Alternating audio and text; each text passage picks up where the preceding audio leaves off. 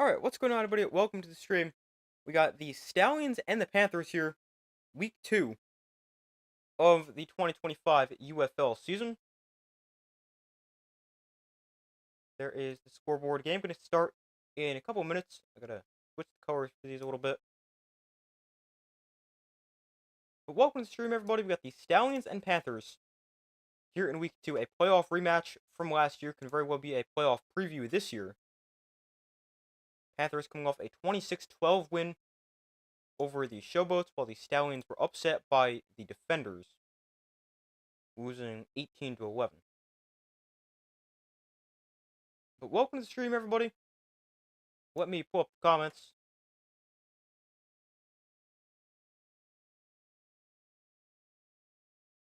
And let me also put out a poll.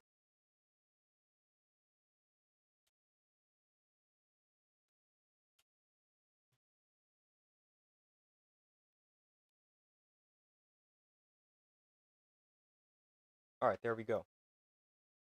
But the game's set to kick off in a couple minutes. Panthers are home for this game. I think this should be a very, very good game.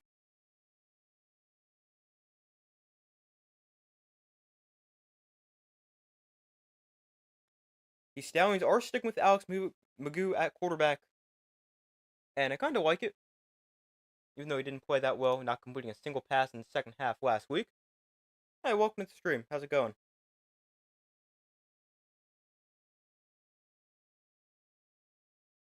But welcome to the stream, everybody. Week 2 here in the UFL.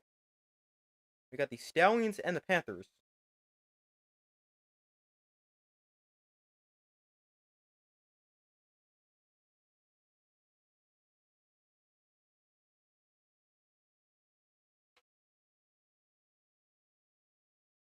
The game should kick off within the next couple minutes.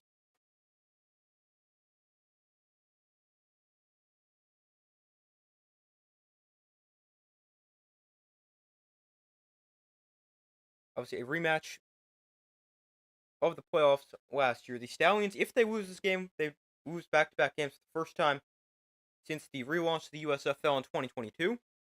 And if they lose this game, it would also be the first time they've lost to the Panthers since the relaunch.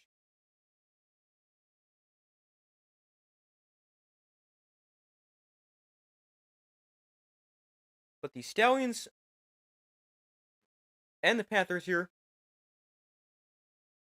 I can't tell who's getting the ball. But welcome to the stream, everybody.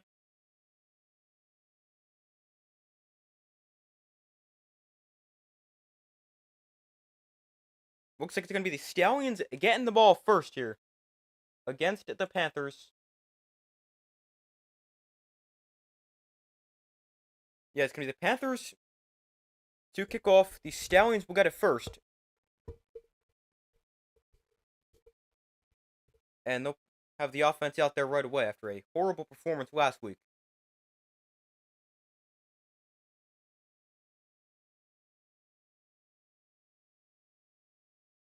So the Panthers have it teed up.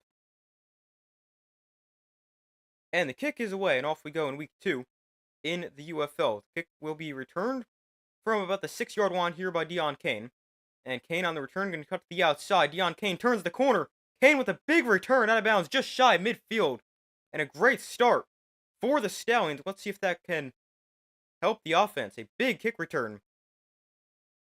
And here comes Alex Magoo and the Stallions offense. Not his best game last week. 89 passing yards. Didn't complete a single pass in the second half. 84 rushing yards, a touchdown, a pick. Was also sacked 8 times. So obviously need the offensive line to play better. But Magoo and the Stallions offense onto the field. Great starting field position at their own 48-yard line. Magoo in shotgun with the back to his left. No CJ Marable today for the Stallions. I believe he's out due to personal reasons. Magoo in the option here. He's going to pull this and gain about a yard. Not much space. Oh no, he's hurt. Magoo down on the knee. Slow to get up.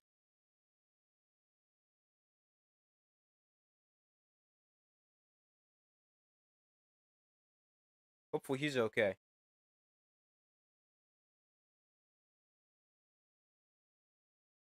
That could be bad. I just never want to see anybody get hurt, especially your starting quarterback.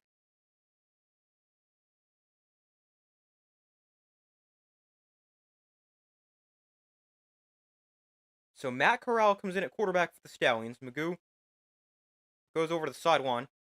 Corral with the team last year, a former 4th-round pick by the Panthers.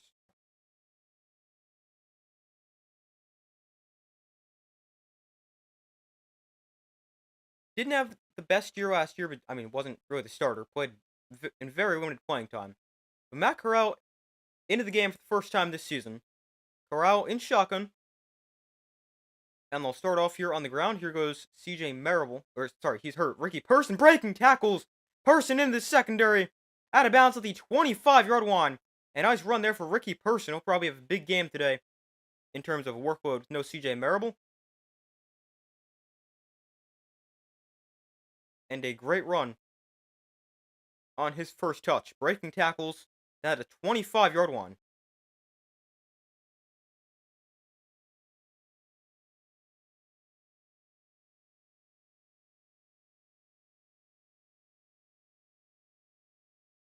So 1st and 10 here from the 24. Corral in the pistol. Another run play. Here's Person right side. And this time, not much. He's knocked it out of bounds, actually losing a yard. And it'll make it 2nd and 11. The Stallions, they did run the ball fairly effectively last week. Although, clearly not effectively enough.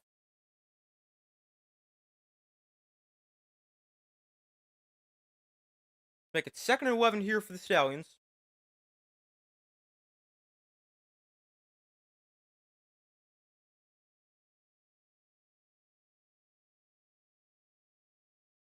Corral in shotgun. Person to his right. Play clock winding down.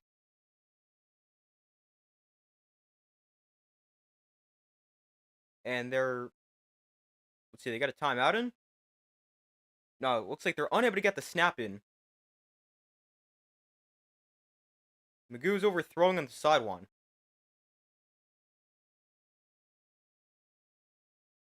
Oh, so you guys are just joining the stream. He left after getting injured on the first play of the game.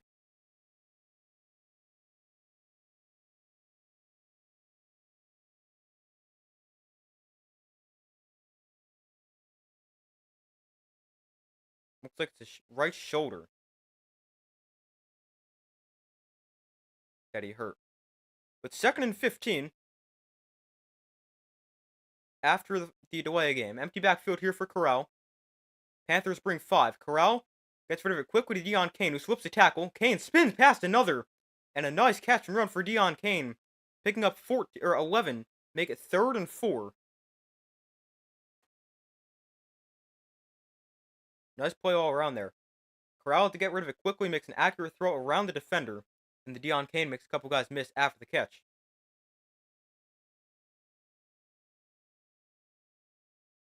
He is extremely good with the ball in his hands.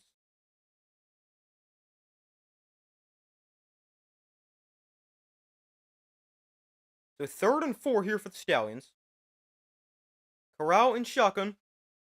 Play clock at 2. We've got the snap off here. Corral throwing outside. That is dropped. It's dropped and it's incomplete. He had a sure first down if that's caught. But it brings up 4th and 4. Jalen Camp, the intended receiver, just goes right through his hands.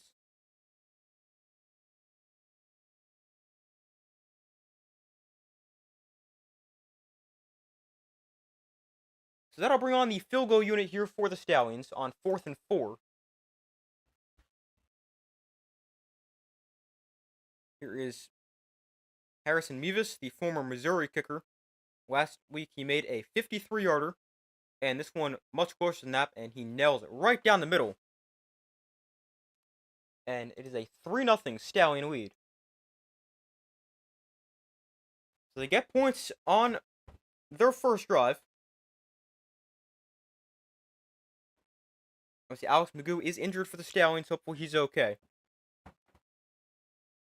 Let me see if I can find anything on him. Probably not, considering he just got hurt like 2 seconds ago. But the Stallions with points on their first drive.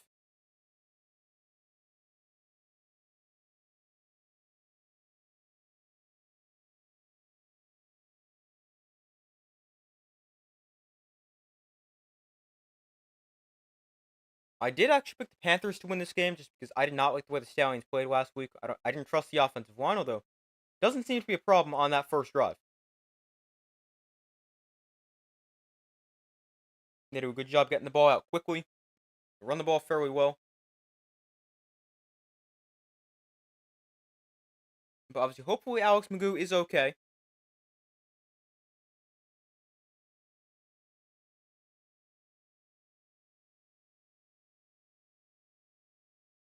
And obviously, hopefully Alex Magoo is okay.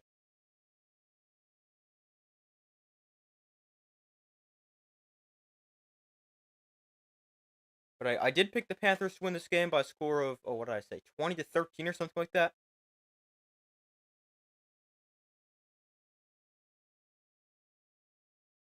But we wait for them to come back from commercial. The Panthers will get the ball for their first possession.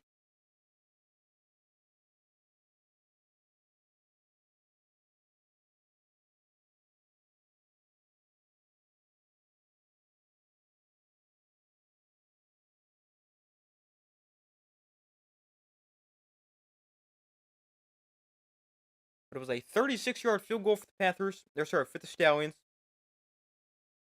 That gets them on the board.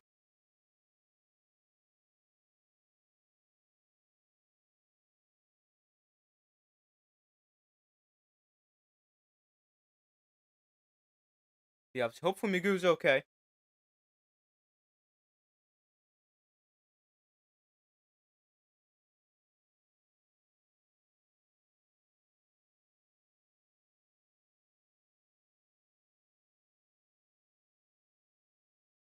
So Bryce Perkins and the Panthers offense set to come onto the field. Magoo still throwing over on the sideline. Wonder how the rest of that will play out. The kick can be returned here for the Panthers from about the 8-yard line. And on the return, they'll get it to about the 29 before he's tripped up. So Bryce Perkins and the Panthers offense onto the field. Perkins played pretty well last week in the win over the Showboats. 16 of 19, 183 yards, 2 touchdowns. And also one of the best rushing quarterbacks in the UFL. Perkins, a former Virginia quarterback. He was incredibly fun to watch in college. And is extremely fun to watch here with the Panthers. Empty backfield here for Perkins.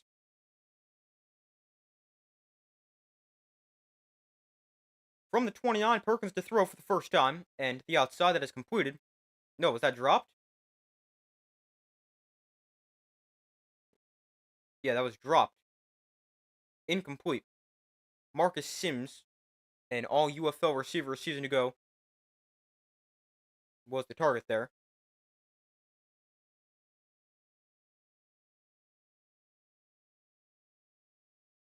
Perkins in the pistol. The back behind, I believe that's Matt Colburn. 2nd and 10. And they'll go to the ground here. Colburn, lots of space, left side, breaks a tackle. Colburn with the first down. Gains 13 and the first down for the Panthers.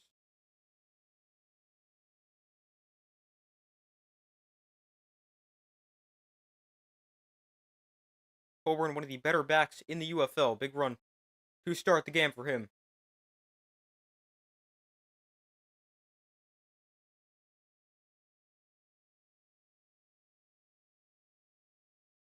Make it 1st and 10 here from the 42. Here for the Panthers. Perkins and shotgun back to his left. Perkins going to look to throw here, pressured. So the screen here from Matt Colburn. He's got nowhere to go. Breaks a tackle. And Colburn going to cut up field and get him about 4 on a play that should have lost yardage. A good job there from Matt Colburn to pick up some yards and make some guys miss in the backfield and get positive yards there for the Panthers. Last year, Colburn, 2nd in the UFL with 4.5 yards a carry, 401 yards and 4 touchdowns. And he did that while also splitting work with Wes Hills, who's no longer on the team. 2nd and 6. Perkins in shotgun. Nate McCrary into the game at running back, one to his left. And we got a false start here. It'll back the Panthers up 5. Let's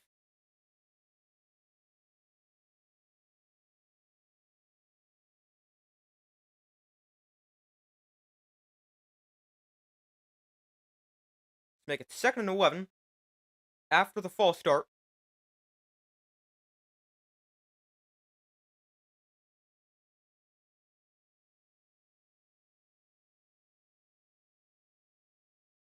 So empty the backfield here for Bryce Perkins. 2nd and 11 from the 41.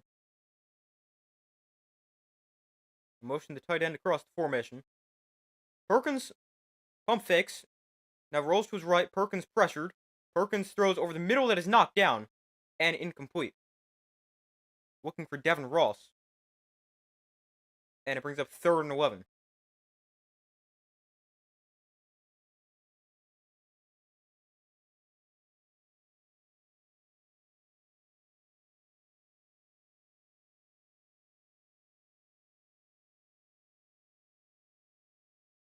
So it's 3rd and 1. 9 minutes to go in the first quarter. Perkins and shotgun back to his right. Last week, the Panthers 6 of 14 on 3rd down. Perkins to throw here against the blitz. Steps up in the pocket. Perkins sets his feet. Throws downfield. Is that caught? Yeah, it's caught for a 1st down. A gain of 14. What a throw and catch. From Bryce Perkins to, I'm not sure who that is. Number 4 for the Panthers, but a great throw and catch.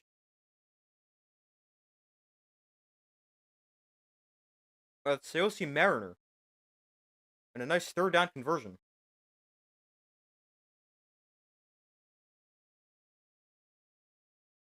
We got the ball inside Stallions territory. Perkins in the pistol. McCrary to his left. From the Stallion 45. Hand this off. McCrary up the middle. And not much, but he's going to get a good push from the offensive line. Getting about 4. Make it 2nd and 6.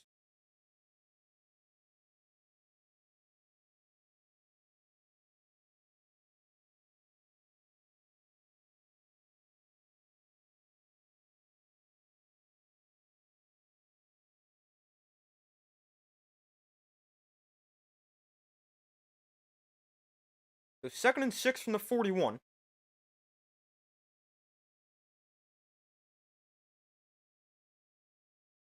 Perkins and shotgun. Off play action. Perkins pressured instantly, and Perkins is going to get taken down for a sack here. About at the line of scrimmage. So it'll be no game. Stallions got there extremely quickly.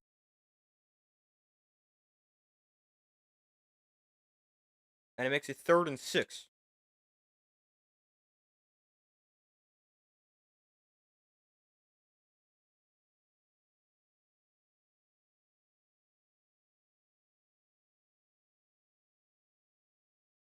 So 3rd and 6 from the 41. About 7 minutes to go in the opening quarter.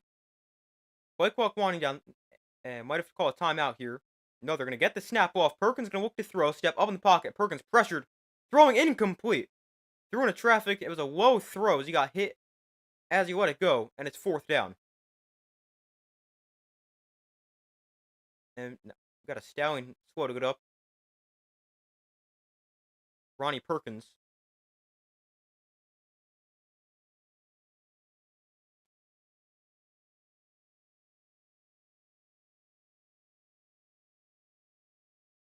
But a good job of the Stallions to get pressure there. And brings up 4th down.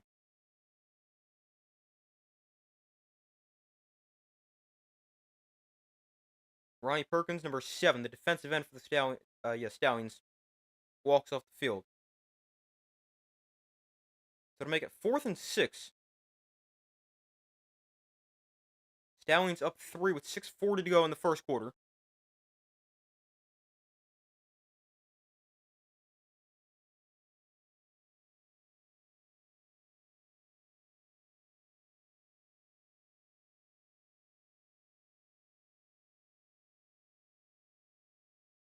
So the Stallions are going to keep Alex McGill on the bench for now. They're telling him to shift for a little bit longer.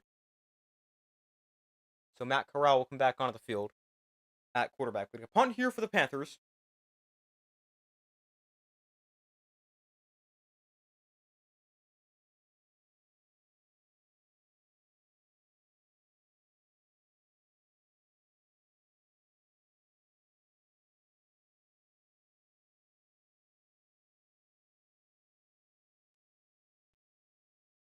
Oh, the Panthers, they're intentionally taking it away a game to give them more space.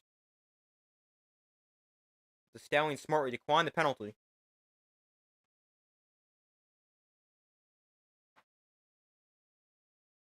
So 4th and 6. Smart to decline the penalty.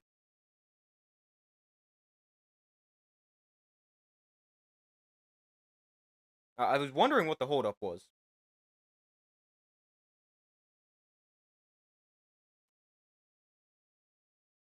But now the punt is away.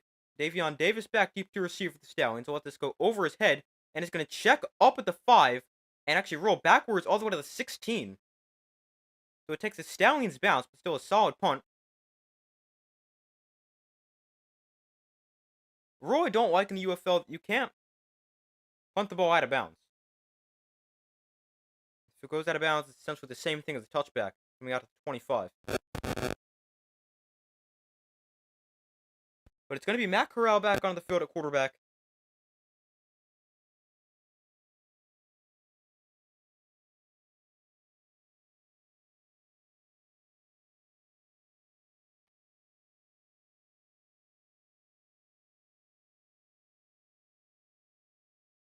And we will have to see if we see Alex Magoo again, or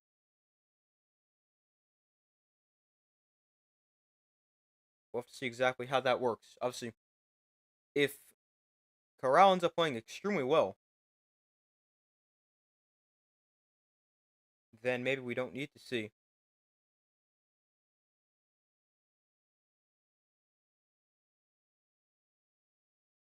Magoo. But I was hopeful he is okay, although he seems like he can go, but they just want to stick with Matt Corral for now. Do I think the UFL players will eventually strike without a new CBA? I don't think so. I definitely thought it was a possibility, but now that we're into the season, I don't think so. I think if it were to happen, it would have been before the season. But yeah, I don't think so. And I sure hope not.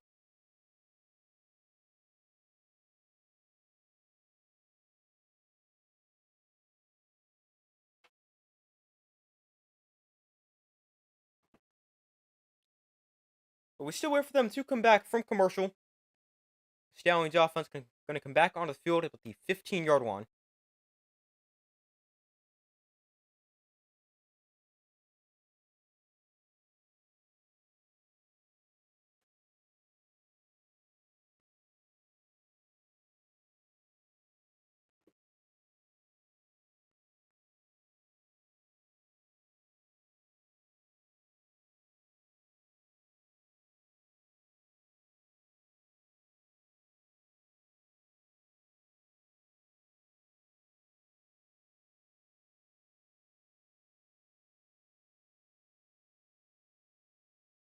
So Magoo is still on the sideline, but Corral into the game here at quarterback for the Stallions. Take the field goal on their first drive. Let's see what they can do here on their second.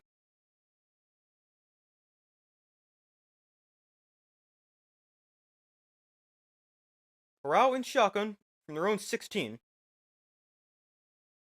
They start off here on the ground. Person, no gain. Maybe even lost a yard. Nice defensive play there for the Panthers.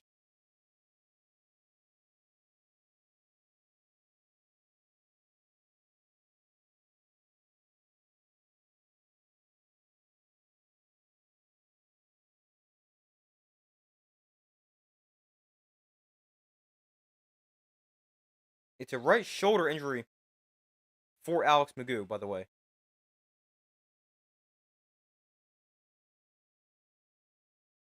Second and 10. Corral bobbles the snap, collects it, throws downfield. That is a nice throw and catch to Deon Cain as he works his way back to the ball. And first down here for the Stallions.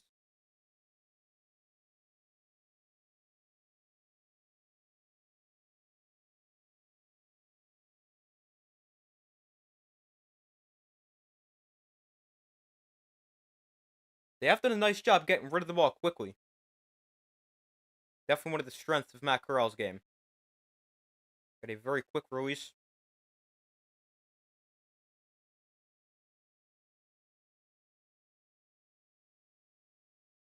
So 1st and 10 here from the 27.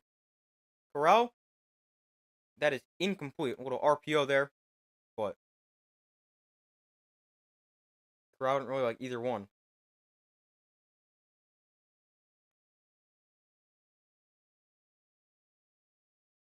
Matt Corral in 6 games last season, 2 touchdowns, 2 interceptions, 494 yards, and completed 51% of his passes. He was actually the Week 1 starter last year, before Adrian Martinez took over the starting role.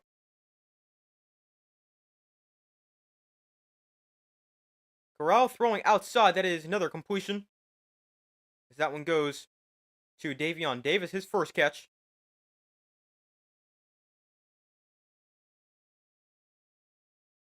Make it 3rd and about 3. Here for the Stallions.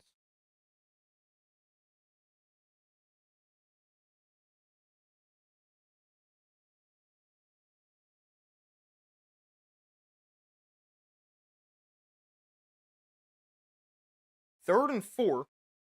Here for the Stallions. On their own 33. Corral and shotgun back to his right. Person motions out of the backfield. Corral going to look to throw. Get rid of it quickly. Almost just threw an interception. It's dropped, and it's 4th down.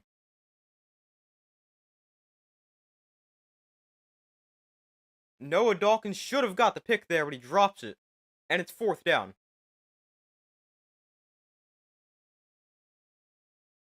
Trying to find Jace Sternberger on an out route. Undercut by Dawkins, just can't pick it.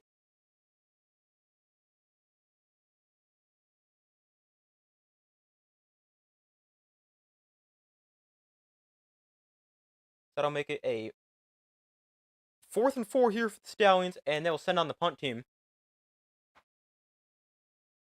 The punt is away, and this one is going to bounce at the 20 and kind of just stick there. It's eventually picked up, but not going to gain much in the return. It gets it to like the 23.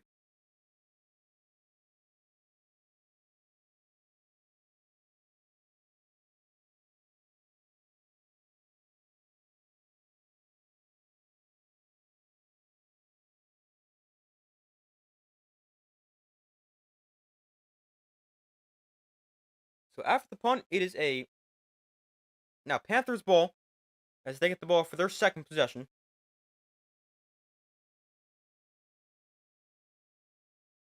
The Stallions with a field goal and a punt.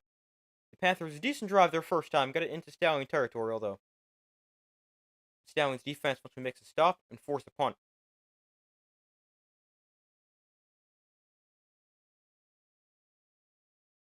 We got 2:31 to go in the first quarter.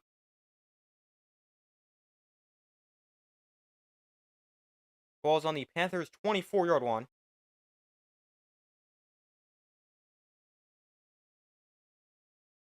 After a 45-yard punt.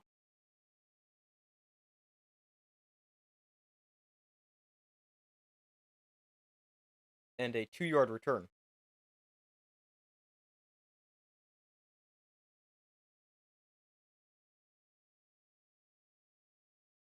So we wait for them to come back from commercial.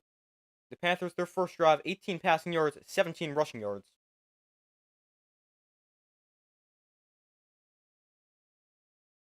So far, results in the poll, everyone has said the Stallions will win. Be sure to vote if you guys have not already done so.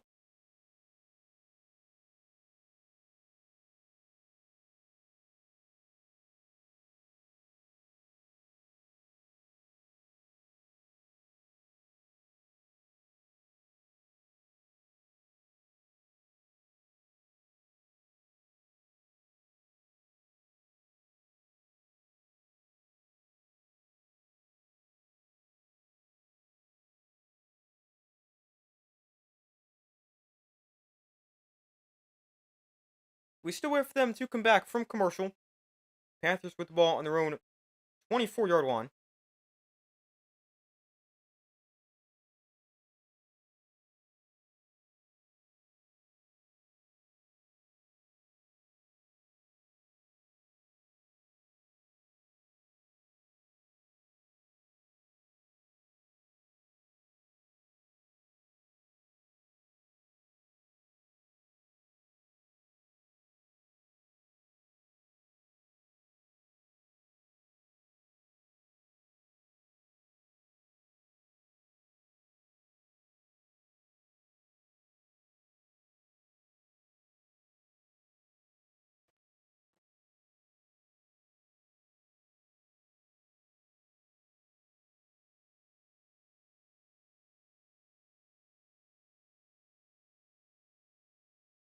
So 1st and 10 here for the 24. Perkins in shotgun, Colburn to his right. Perkins throwing over the middle that is nearly intercepted. Knocked down, almost picked off. It brings up 2nd and 10. Makes it back-to-back pass attempts, one for the Stallions, one for the Panthers, nearly intercepted.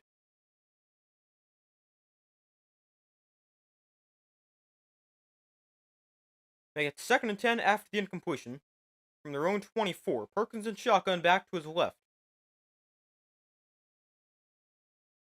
Perkins on the option will throw this one downfield and break a tackle and a 1st down there for the for the Panthers. Gain of 13. Little triple option there for the Panthers. Can hand it off. Perkins can run it himself or throw it. Similar play to what they scored a touchdown on last week.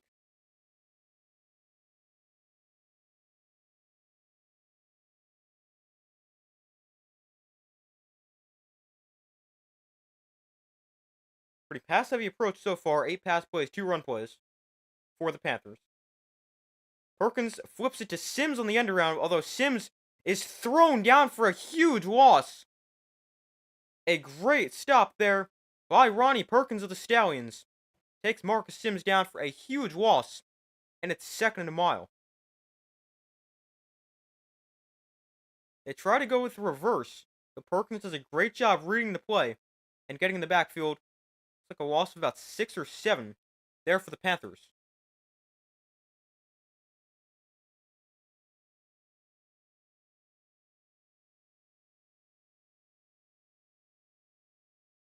Yeah, it's 2nd and 17 after a 7-yard loss on 1st down. Perkins, quick throw that is completed to, I'm not sure who that is. The Panthers, they've got like 1,000 receivers that they rotate through. That's Malik Turner with the catch. Makes it 3rd and more manageable. 3rd and 9. Panthers, they don't have to run a play before the quarter ends. Let's see if they will. They've got about 15 seconds.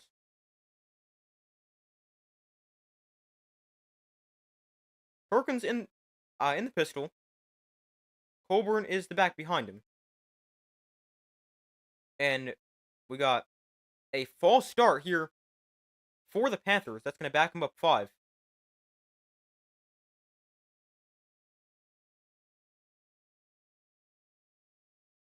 It's on their left tackle, number 75.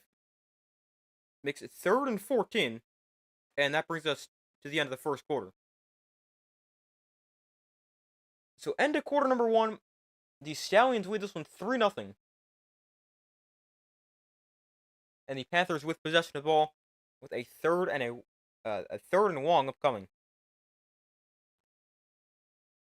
It's going to be 3rd and probably about 13 or so. 3rd and 14 for the Panthers on the 1st play of the 2nd quarter. But the Stallions up 3-0. Last week, the end of the 1st quarter, they were down 6-3.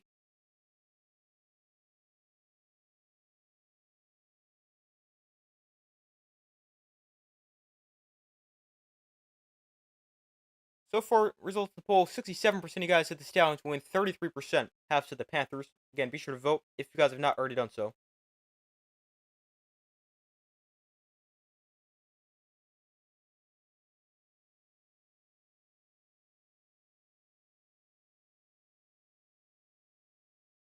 Who do I think will win? I picked the Panthers. And this was a very difficult game to predict. Yeah, I took the Panthers. I think their defensive line would dominate the game. And they looked really good last week. But let me check the exact score I said.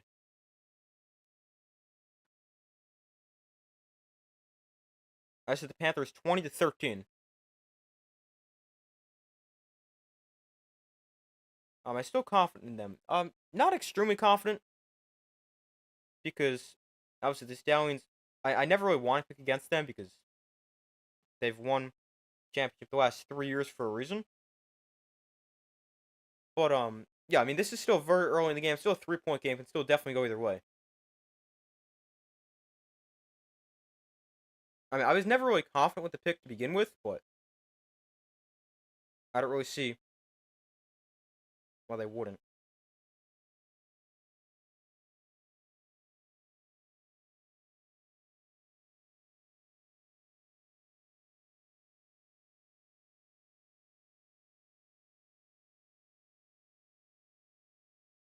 But we wait for them to come back from commercial.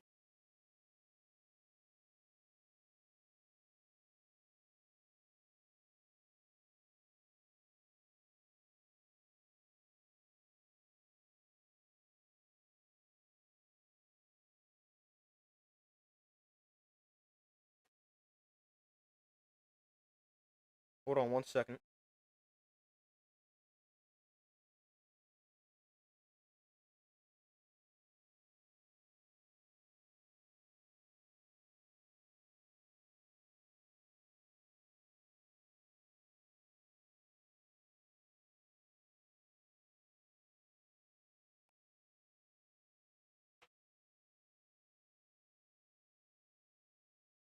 All right, they're now back from commercial.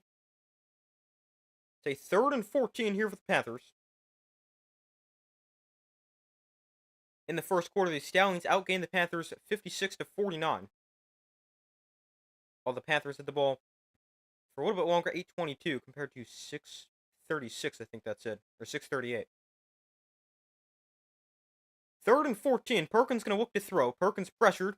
Thrown to the outside. It is incomplete, out of the reach of his receiver, Mariner. And it brings up 4th down. But the Stallions playing pretty well here to start this game. Defense forces another punt.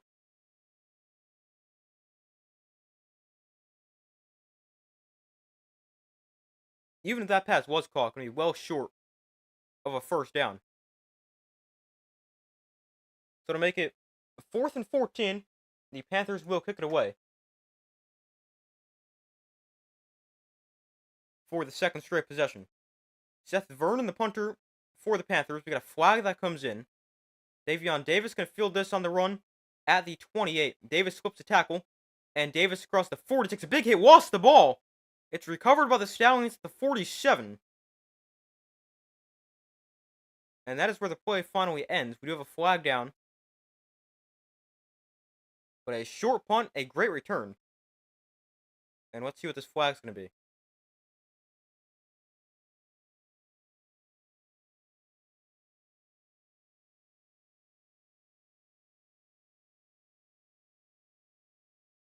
We got an ineligible player downfield against the Panthers. So it'll be 5 yards from the end of the play. So it's going to be great field position for the Stallions. That's the 2nd time they're going to have great field position. They had a big kickoff return to start the game, getting the ball to the 48 after a big return for Deon Cain. And here after the big return for Davion Davis and the penalty on top of that, it's going to be probably the 48-yard line of the Panthers. It's going to be great field position for the Stallions. Yeah, from the 48-yard line. Got 14:06 to go in the first half. A 15-yard return there for Davion Davis.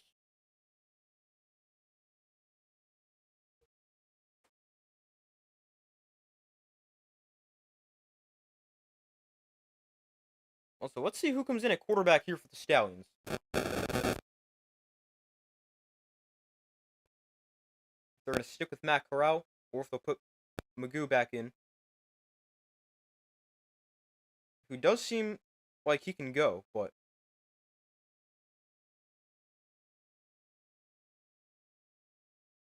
we'll see what the Stallions end up deciding.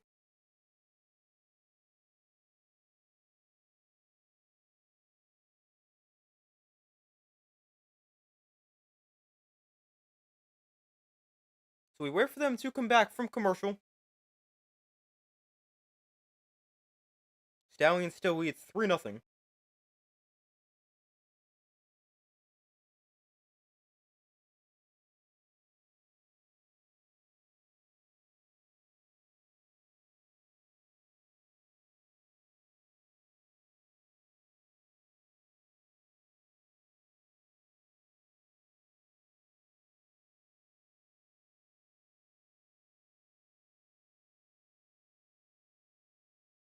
All right, now they're back from commercial.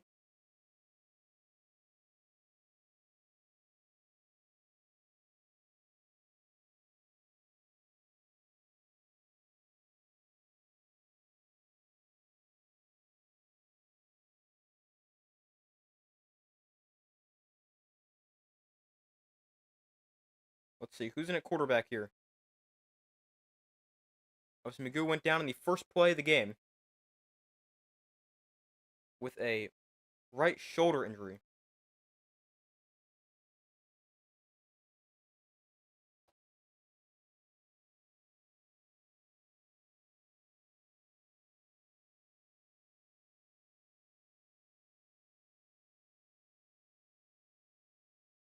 It's Matt Corral in at quarterback. Magoo is cleared to play, but still on the sideline for the Stallions.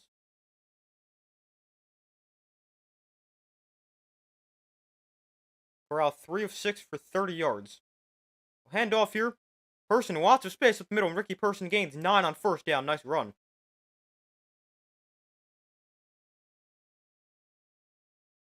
Person's put a very nice game so far. It's 2nd and 1.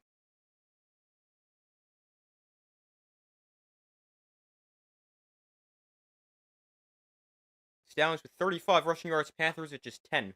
While the Panthers haven't really run the ball as much as you'd expect. 2nd and 1. Corral and shotgun. We'll hand off here. Up the middle for 2 yards and a first down. That is Larry Roundtree. With his first carry of the season. Was inactive last week, though. Active this week because Marable out.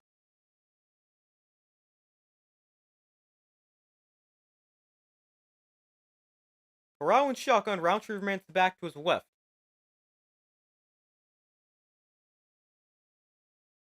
Corral looks to throw here, has time. Corral going to take a shot deep down the field towards the end zone. It is broken up, incomplete. He wanted the big tight end, Thomas, but he couldn't quite connect. It brings up 2nd and 10.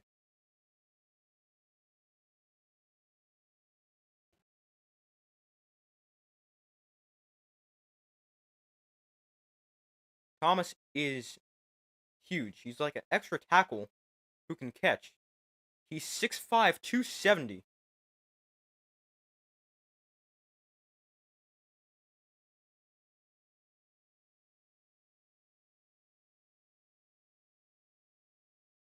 But can't quite get the completion there. White clock winding down, they got the snap off. Corral steps up in the pocket, and Corral breaks a tackle and dives ahead for about 9 yards. Corral, not quite the runner Alex Magoo is, but still fairly mobile. It's not like he's a statue.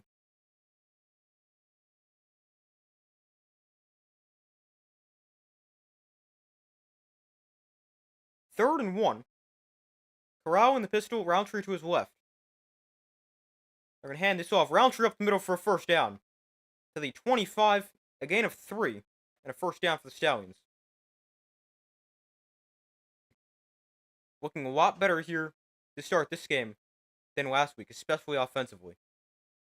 The defense was never terrible last week for the Stallions.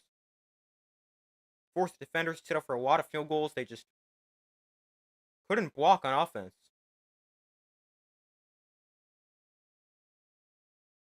But much better this week so far.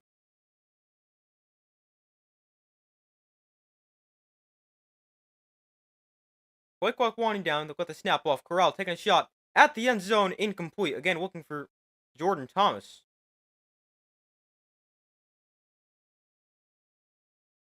Brings up 2nd and 10 again.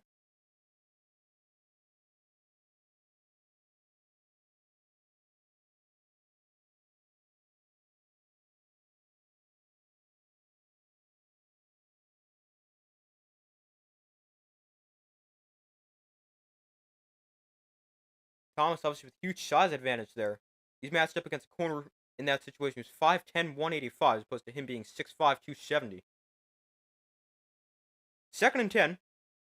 Draw play here is Roundtree cutting to the left side, and Roundtree taken down for a loss.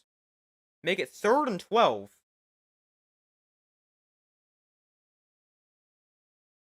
After a nice tackle for loss there with the Panthers defense.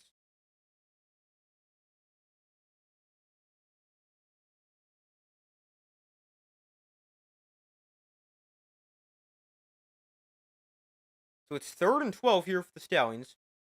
10:15 to go in the first half.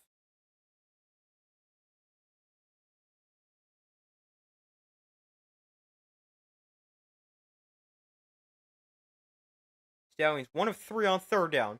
Play clock is winding down. Wow. Oh, they did blow it dead. I was going to say, they gave him a long time after it hit 0.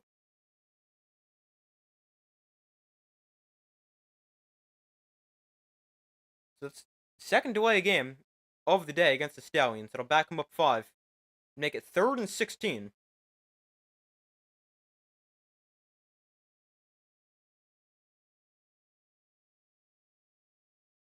Both times the Stallions opt to not use the timeout. Last week, the Stallions 10 penalties for 71 yards.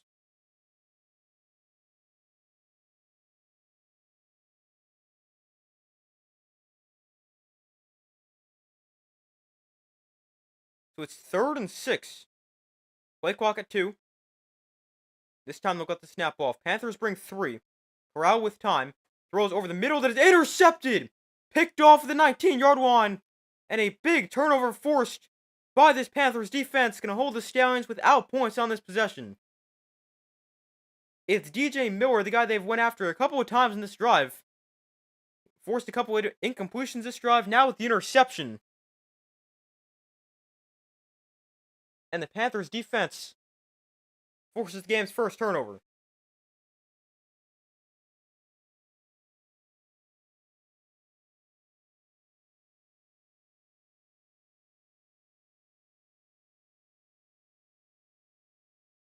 But a big takeaway there for the Panthers defense.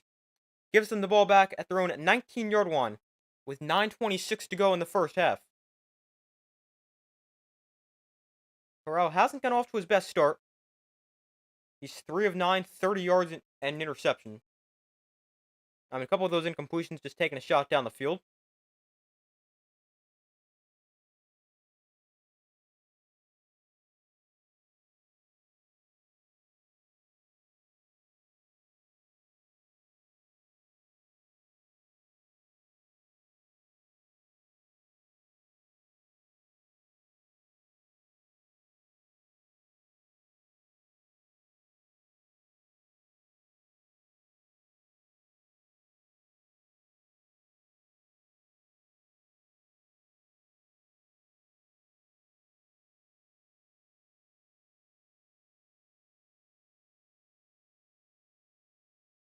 Hold on 1 second.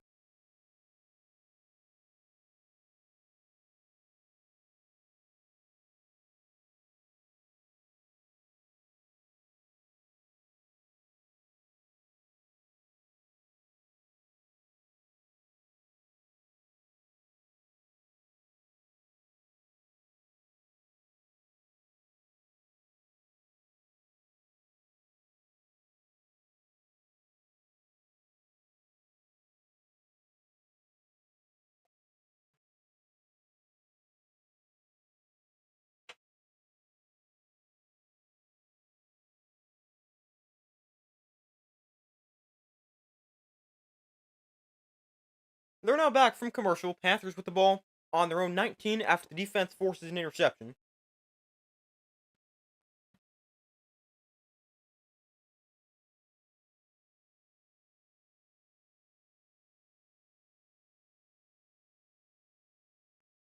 Let's see what Corral sees here.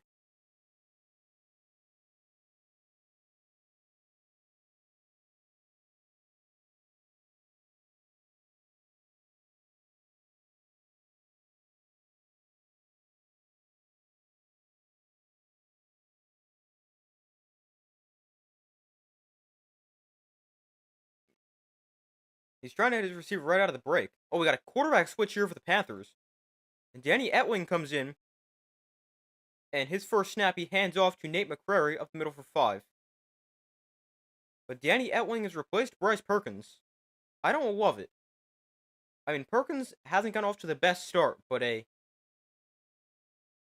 still think he's better than Danny Etling. I'm not trying to say that like Danny Etling's bad. I just think he's better suited for this offense.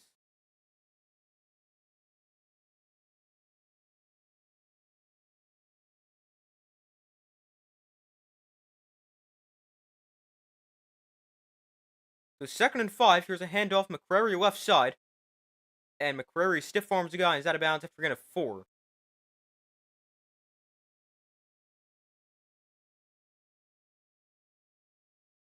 So it's 3rd and 2.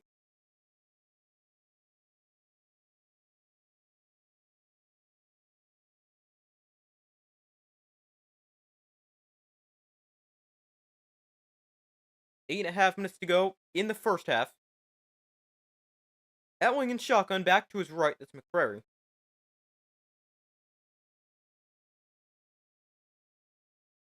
Here's another handoff. McCrary up the middle. Runs somebody over. He's got a first down. McCrary gains 4. And a nice start to this drive on the ground for the Panthers.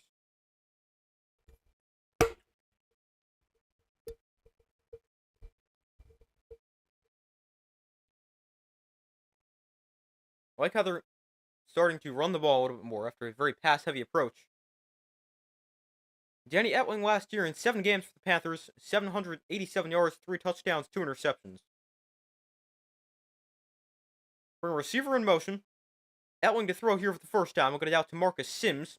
And Sims is taken down after a pickup of 3.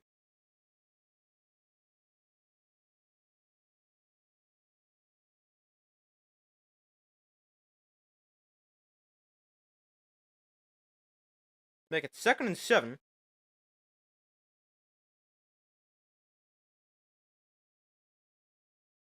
Mike Nolan did say he was planning on playing both quarterbacks this week, so it's not that Perkins hasn't been great. Just plan on playing both quarterbacks in this game, similar to last week. 2nd and 7, Etling to throw again. Etling pressure, pocket collapsing, tries to get rid of it, does, but it's incomplete. DeMarcus Gates with pressure. He's a player I really like. A lot of fun to watch.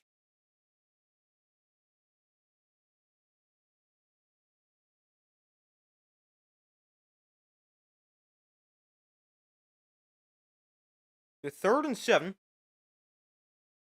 6:40 to go in the first half. Panthers 2 of 4 on 3rd down. Empty backfield here for Danny Etling. They'll spread the field and go 5 wide. Another motion Colburn into the backfield. They'll just get the snap off. Stallions rush 4. Etling pressured and dropped for a sack. Just a 4-man rush, but it doesn't matter for the Stallions. A sack, and it's 4th down. Stallions defense got off to a great start in this game. And it's going to be another punt here for the Panthers.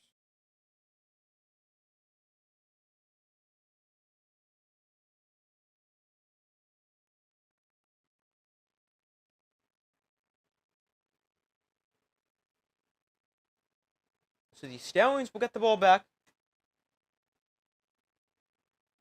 And, nearly blocked. But the punt is away. Davis fields it at the 17. He cuts up the middle. And Davis breaks the tackle, moves to the outside, breaks another tackle. Davis still on his feet, cutting back inside.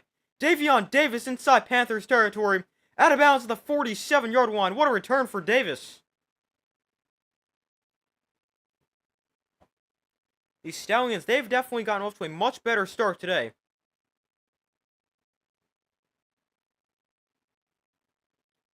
Than last week against the Defenders.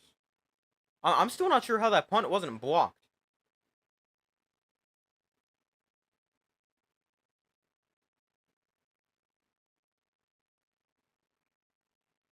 Now again, let's see who comes in at quarterback for the Stallions. If they want to go back to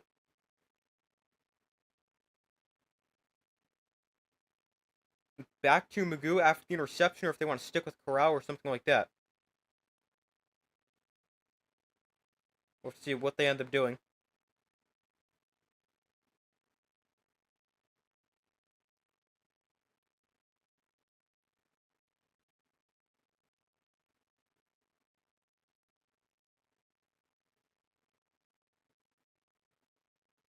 Hold on 1 second.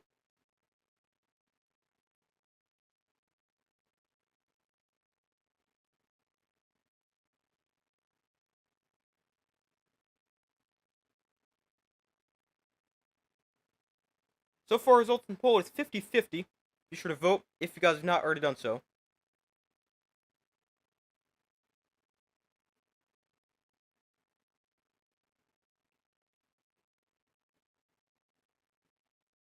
Stallions still up 3-0, 5:37 to go in the first half.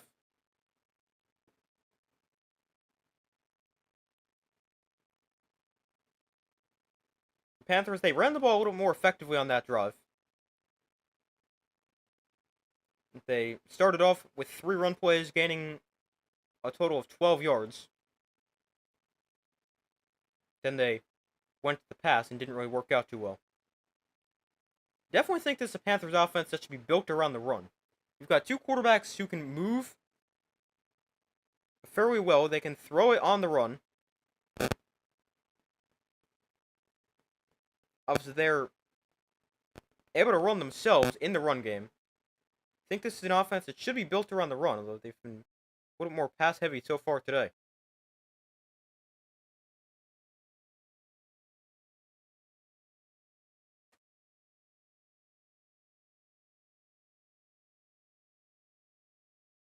So they're now back from commercial.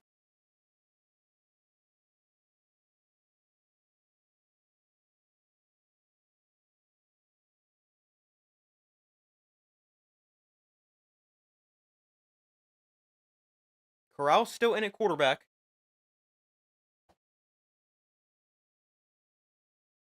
Corral in shotgun with the back to his left. Stallions their first 3 drives, field goal, punt, and interception. We'll hand this off here to Person up the middle, and not much for Ricky Person, gaining just a yard.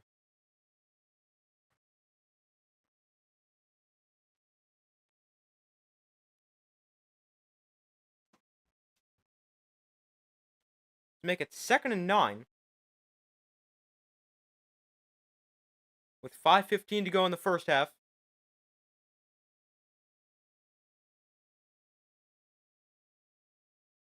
Corral in shotgun. With the back to his left, Jace Sternberger, their tight end, is to his right. Again, they'll go to the ground. Person, Danson cuts outside to the left and almost able to break a tackle. Nice 3-yard pickup, or a solid 3-yard pickup. Person, 6 carries, 38 yards. That's 6.3 a carry so far in today's game.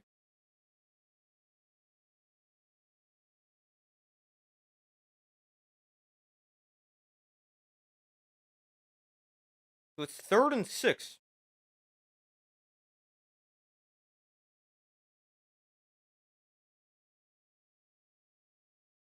Here for the Stallions. Corral and shotgun back to his right. Corral throwing outside that is called for a first down. Marwin Williams makes the catch to the 34-yard line and a first down for the Stallions.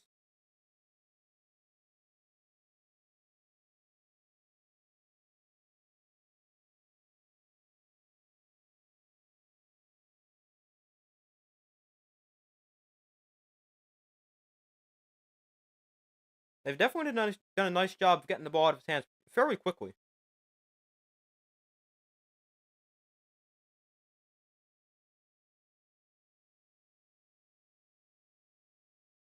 Corral here on the option. Will throw this to the outside to Marwin Williams, and Williams another good pickup, gains 9. Just short of another first down. There's another triple option. We saw the Panthers with a similar play. Corral throws this one to the outside.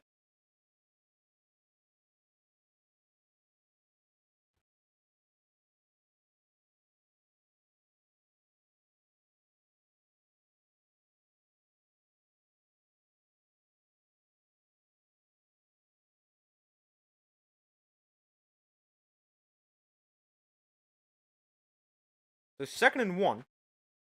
Marwin Williams, 2 catches, 18 yards on back-to-back plays. Here's a handoff here. Ricky Person is not going to find much, but he's going to get a yard enough for a first down.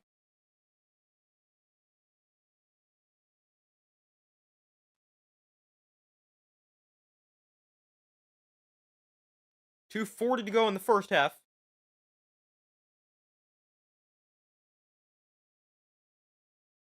Corral couldn't hear the play.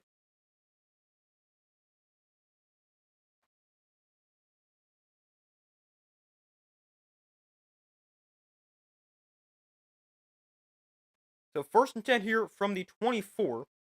Corral, off play action, rolls to his right. Corral throwing on the run, takes a shot at the end zone, out of bounds, incomplete. Looking for tight end Sternberger.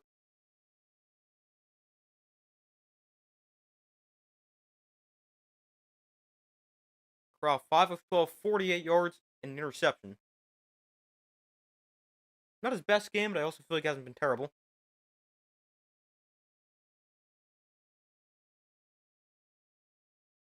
Looks like the Stallions were having trouble hearing the play, but we're at the 2-minute warning here.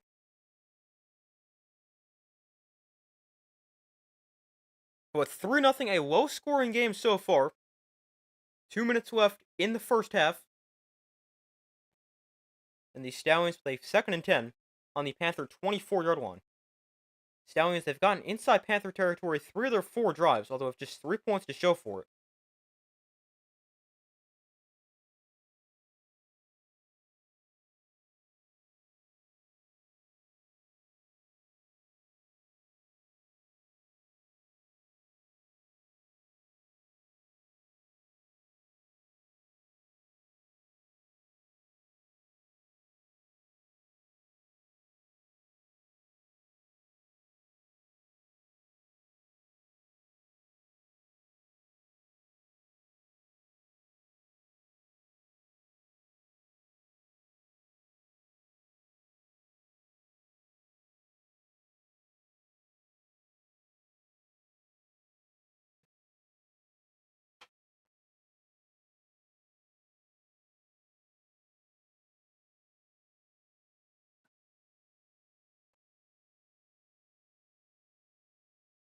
Stallions' current drive, 6 plays, 23 yards.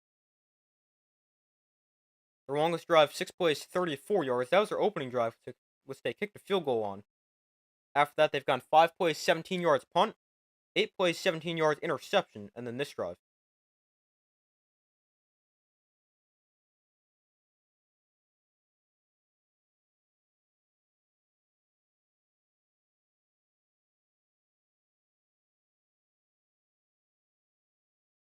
So still waiting for them to come back from commercial. 2 minutes left in the first half. Each team still with all 3 timeouts.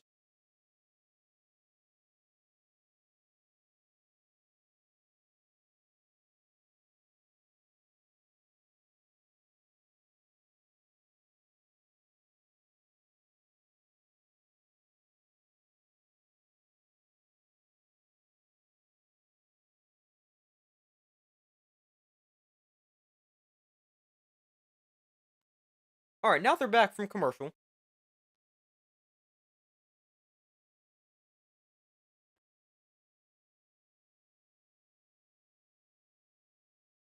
So 2nd and 10. Wonder if they fixed these headsets during the break. The Stallions last week, some of the worst numbers in franchise history offensively. 2nd and 10 here. Corral throwing quickly, that is caught for a first down to Jalen Camp for a gain of 12. Clock will temporarily stop until they spot the ball, just like the college rules. Minute 54 to go.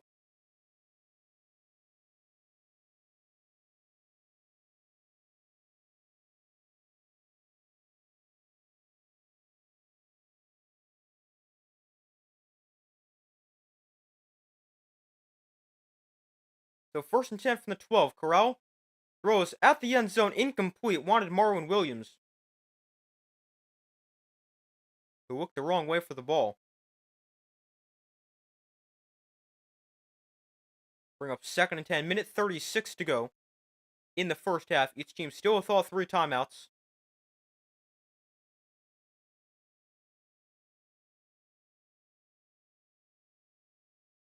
Current drive, 8 plays, 35 yards, taking 4:01 off the clock.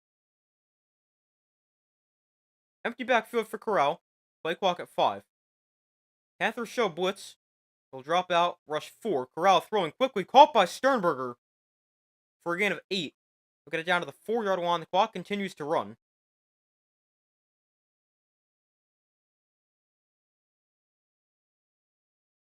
Got a minute 20 to go in this first half.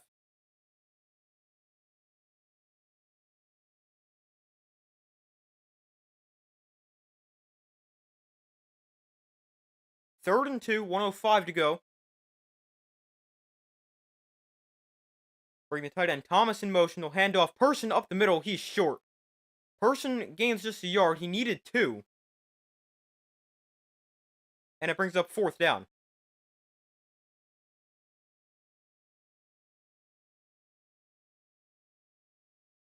Let's see what the decision is here for Skip Holtz. It is going to be a field goal. Interestingly, the Panthers not calling timeout, though. If I'm the Panthers, seeing the Stallions send on the field goal unit, I'm calling timeout.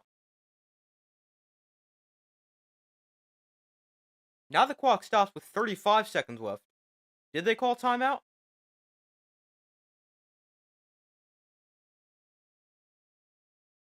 The Panthers did call timeout. Okay, that's smart.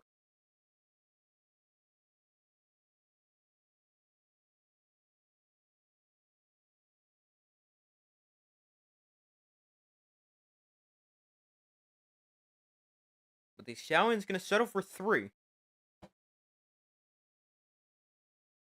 Harrison Mevis on for his second field goal try.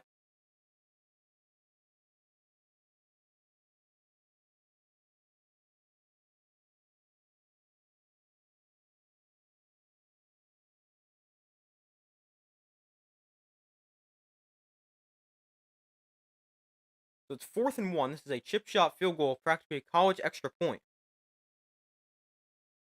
It's a 21-yard field goal for Harrison Mevis to double the Stallions' lead and put them up 6-0.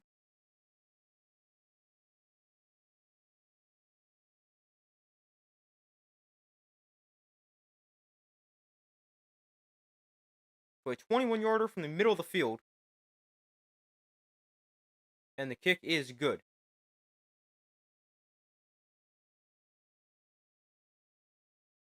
Make it 6-0 Stallions. As Mevis nails the field goal. 32 seconds left in the first half. Did he make it? Yeah, he made it.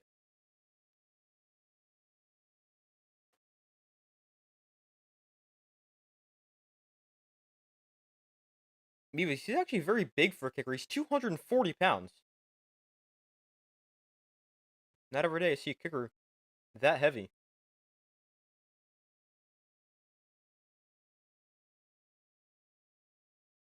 But he is still a good kicker.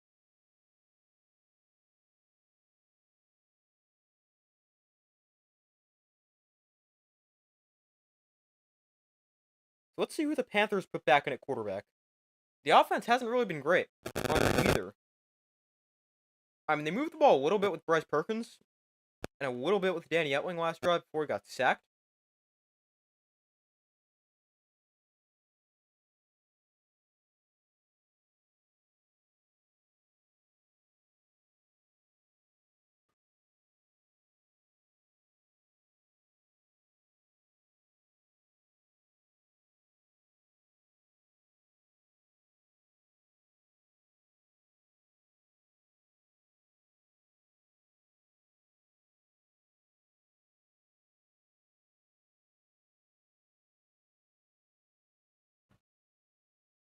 Hold on 1 second.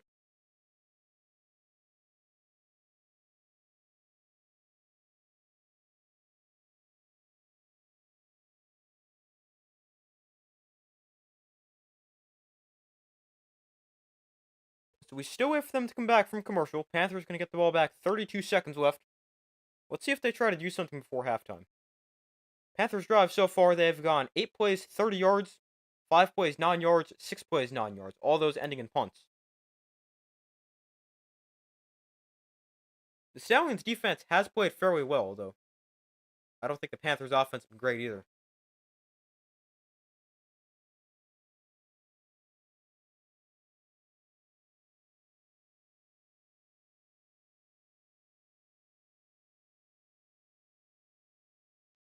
So 32 seconds left in the first half.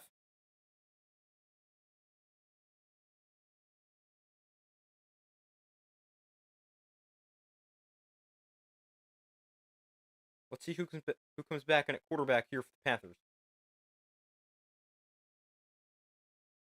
Whether it's Perkins or Etling. But 32 seconds left in the first half. Mevis kicks off. And this is actually going to go into the end zone, but going to be brought out from roughly the goal line. And on the return here, you got space up the middle to the 32. And it's Danny Etling at quarterback here for the Panthers.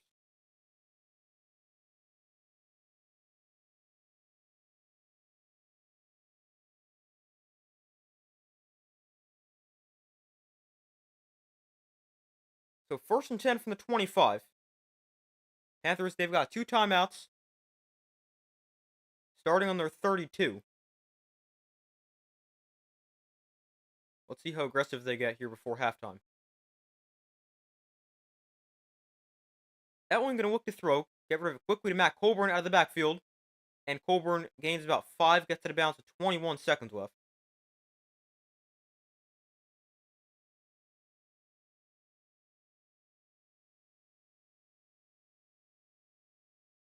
So 2nd and 5.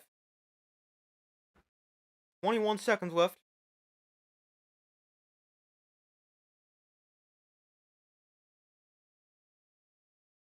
Empty backfield for Etling. Look to throw. Etling with time. Lots of it. Etling just holding the ball for a long time. Then he finally gets rid of it. The pass is caught by Sims for again just a yard. And didn't even get out of bounds.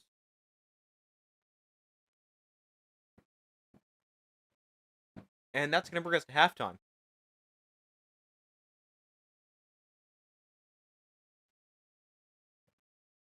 The Panthers, they do get the ball to start the second half, but a 6-0 Stallions lead. End of the first half. Low scoring defensive battle so far.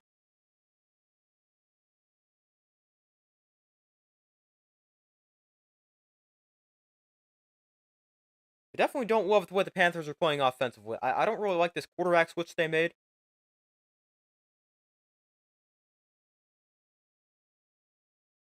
The Stallions, 122 total yards this first half. That's just a little bit less than what they had in the entire game last week.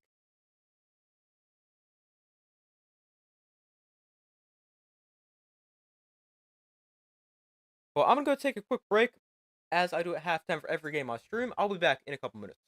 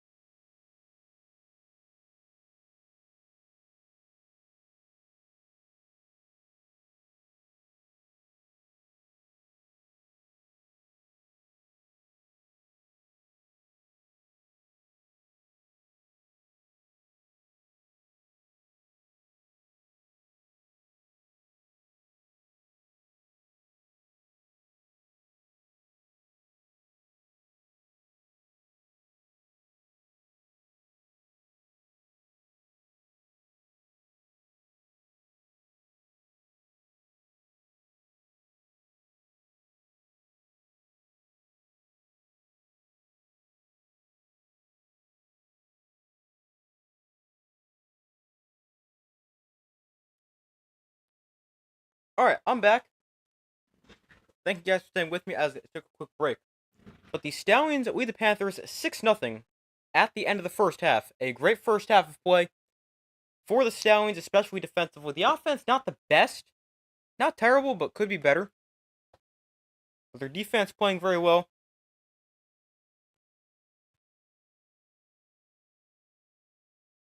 And we'll see how the rest of the game plays out.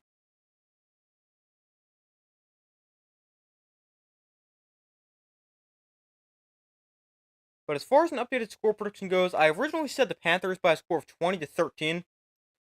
And I'm going to switch to the Stallions. They had a very good first half. I don't love the way the Panthers played.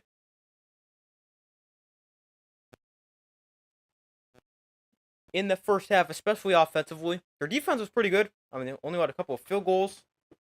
But the offense needs to be a lot better. And let's go with the Stallions by a score of... Let's go like 18-9,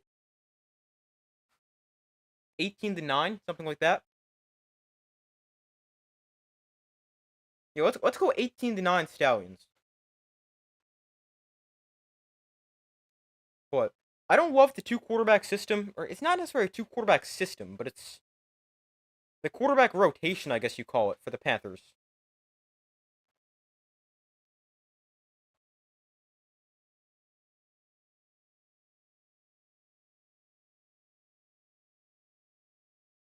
Because I mean, I just don't love what Danny Etling can do with this offense. I don't know. The Panthers defense kept them in this game.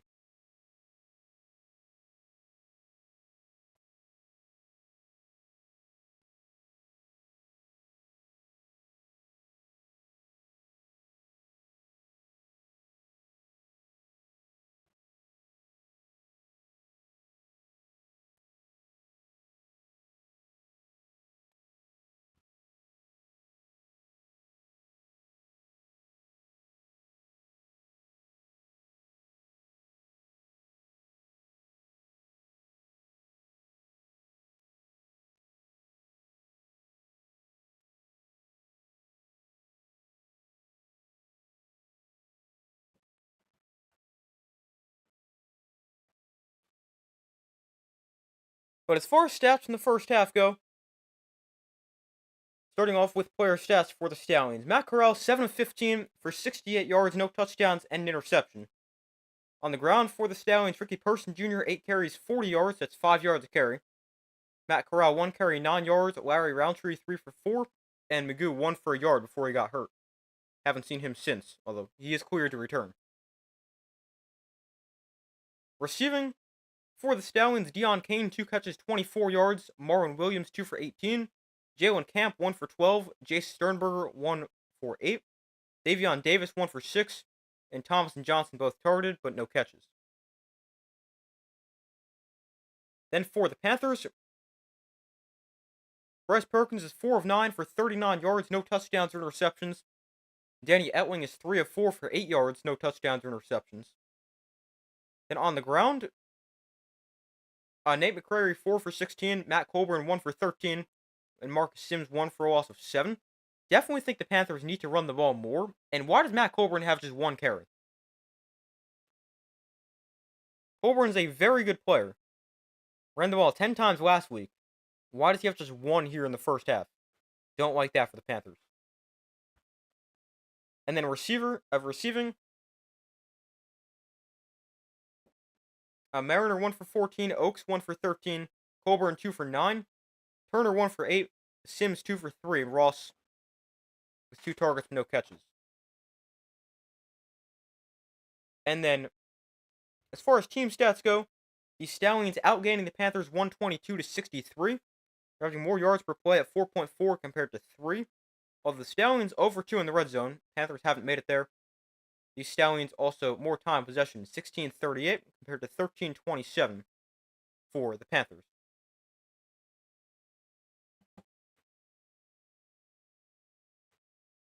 The Stallions outpassing the Panthers 68-41. Both teams with 7 completions. with the Stallions running the ball more effectively, averaging 4.2 yards per carry as opposed to 3.7 for the Panthers.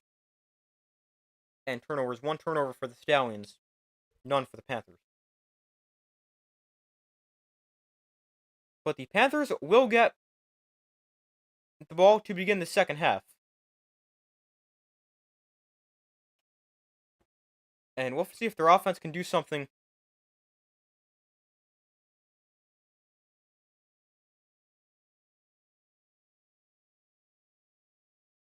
to start the second half. We'll also have to see who comes in at quarterback.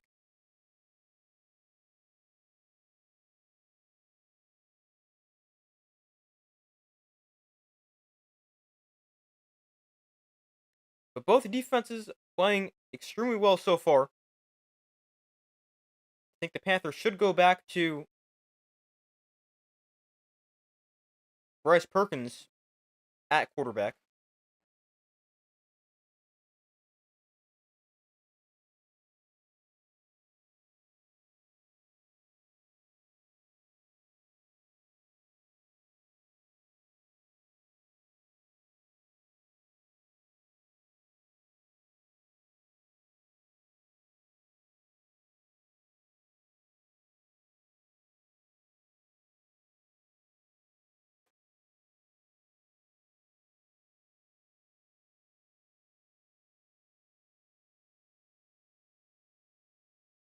Hold on 1 second.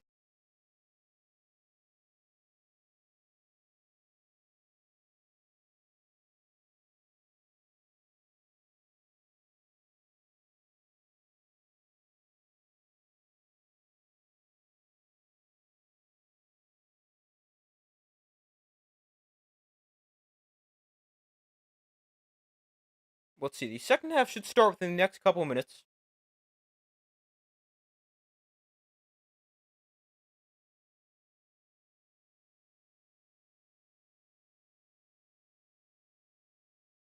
Yeah, actually, the second half can start right now. But the Panthers will get the ball to start half number 2.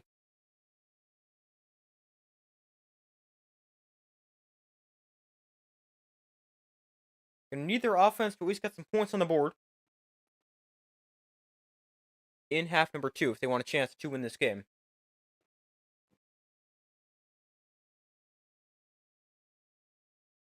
Hold on 1 second. Just gonna check something real quick.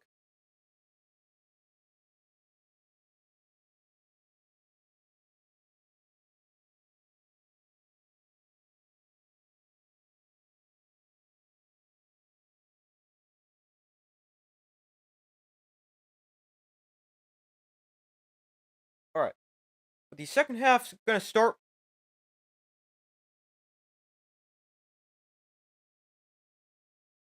within the next 30 seconds.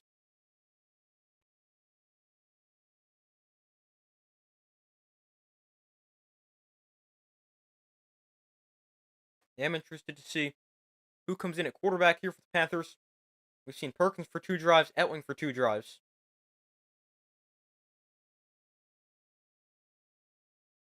Both quarterbacks with helmet on over on the sideline.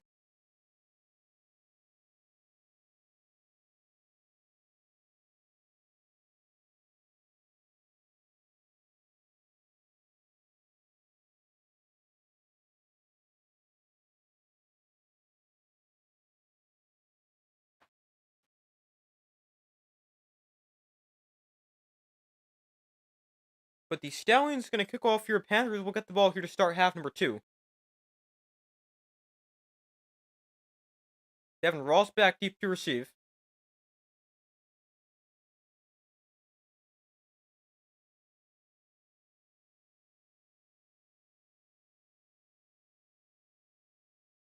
So Mevis kicks this off.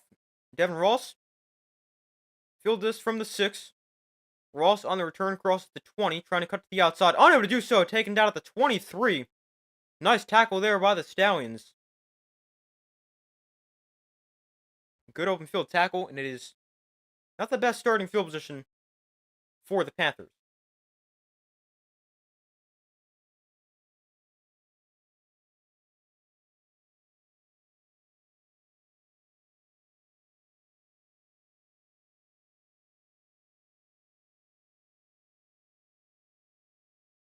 So 1st and 10 from the 24. It is Bryce Perkins back in at quarterback for the Panthers. Definitely the right move.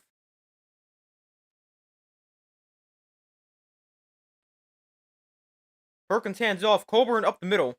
And a nice 6-yard pickup for Matt Colburn on 1st down. Up to the 30.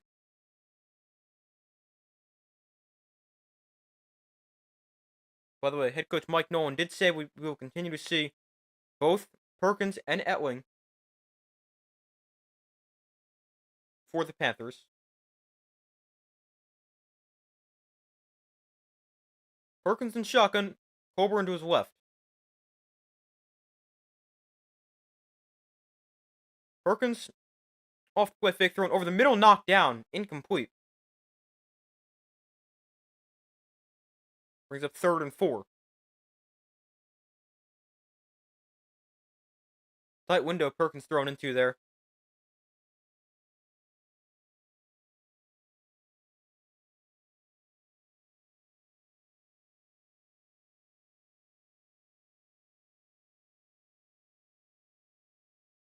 So 3rd and 4. Panthers are 2 of 5 on 3rd down. Perkins and shotgun back to his right. Play clock at 2. They'll get the snap off. Stallions bring 4. Over the middle, off the hands, and intercepted! Picked off here by the Stallions. And on the return, they're going to cross the 30. Lateral backwards. They got like defensive lineman with the ball here. He's chopped down at the 23. But a big play for the Stallions defense. Picks off Bryce Perkins. And the Stallions with excellent starting field position here for their first drive of the second half. A great defensive play there by the Stallions here. I mean, it starts just with a mistake by the Panthers. That should be caught. Perkins throws over the middle. It's a little bit high, but he's able to get hands on it. Should be caught. Instead, it's intercepted. And the Stallions take over the 23-yard line.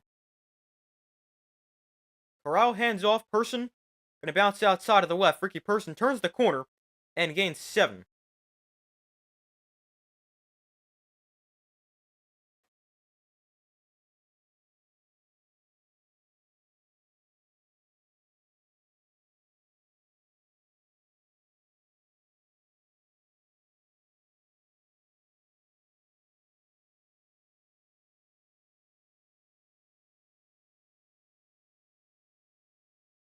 So it's 2nd and 3.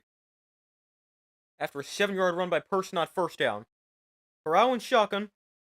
Corral throwing outside. That is going to be caught by Jay Sternberger. Gets a nice block on the outside. Sternberger tie ropes the sideline. Is he in?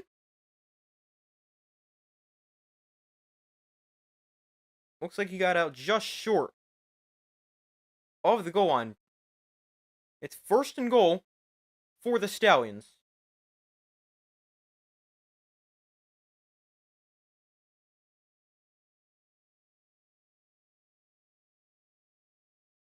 Looks like he got knocked out at about the 2-yard line. But a nice catch and run. Get it out to Jay Sternberger, one of your better players.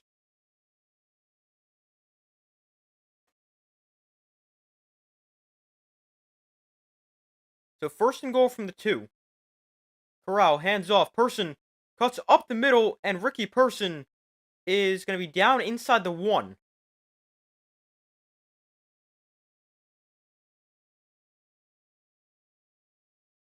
Brings up 2nd and goal.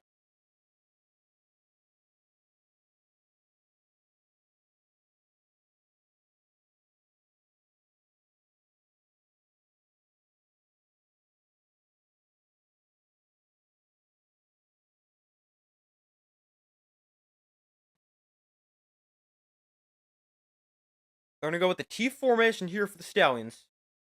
Corral under center, and we got a timeout. With the play clock winding down.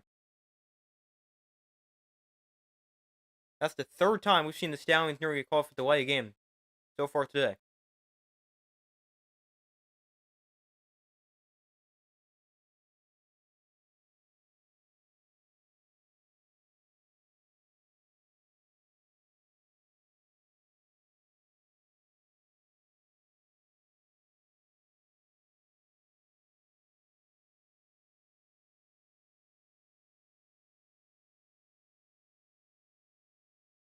Skip Holtz not happy about that, having to call a timeout there.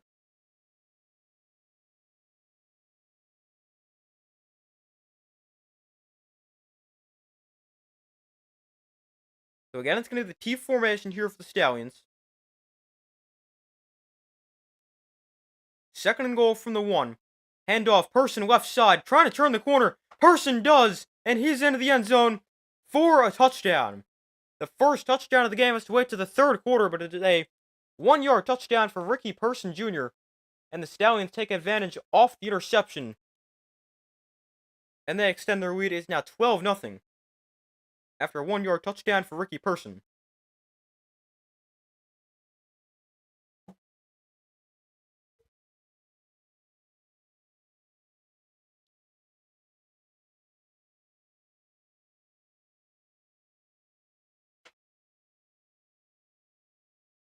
Hold on, lost connection real quick. Give me 1 second, reconnect.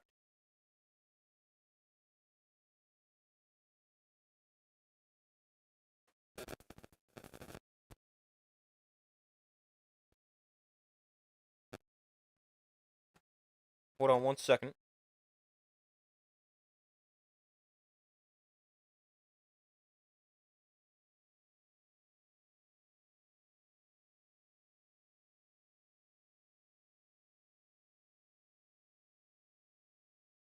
Oh, they still haven't attempted this extra point yet. It's a 2-point try here for the Stallions to go up 14-0. Oh, so they false started the first time.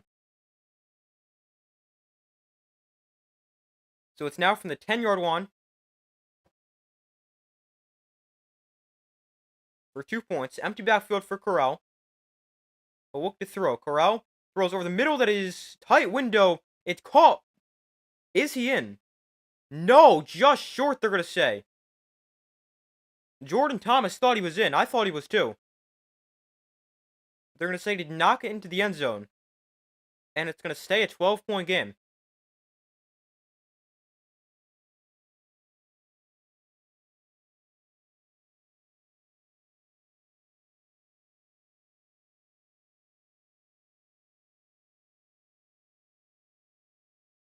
Wonder if they can review that during this commercial break. I definitely thought he got in. I'm not sure what the exact rule there at the UFL is. I'm pretty sure they can challenge that if they wanted to, but I don't know if they'd want to use a challenge here or not. But I thought he got in the 2-point try, but the ref says no.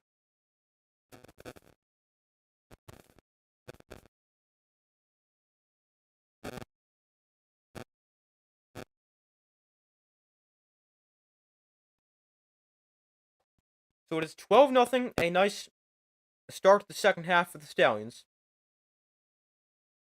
They force Perkins into an interception, Person into the end zone for a touchdown.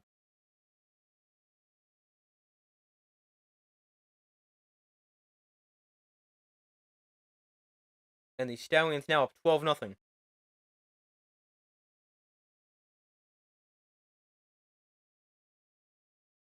Looked into you. Yeah, I thought he got in, but because he was roughly on the goal line when he caught it.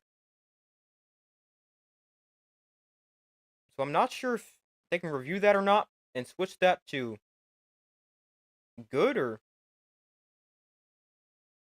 I mean, there's also a chance he didn't get in.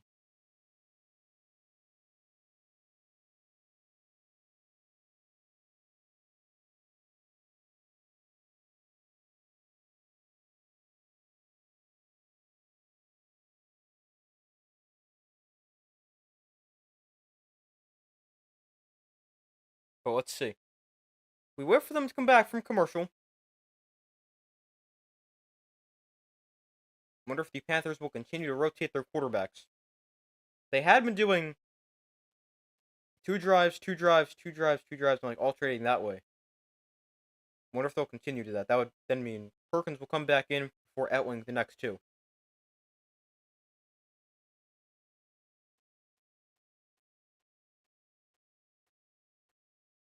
I believe that's what they did last week too. Let me check.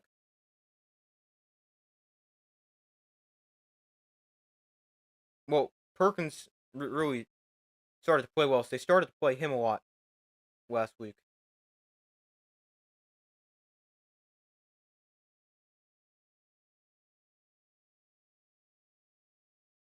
Oh, here's a replay. Yeah, that looks in right there, unless he doesn't have possession.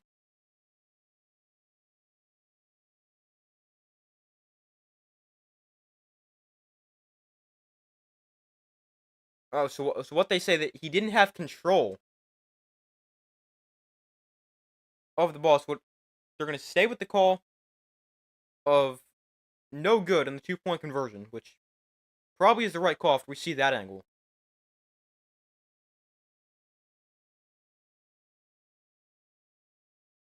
But glad they took a look at that because there was definitely one worth taking a look at. Return here up the middle, and it's returned to the 27-yard line.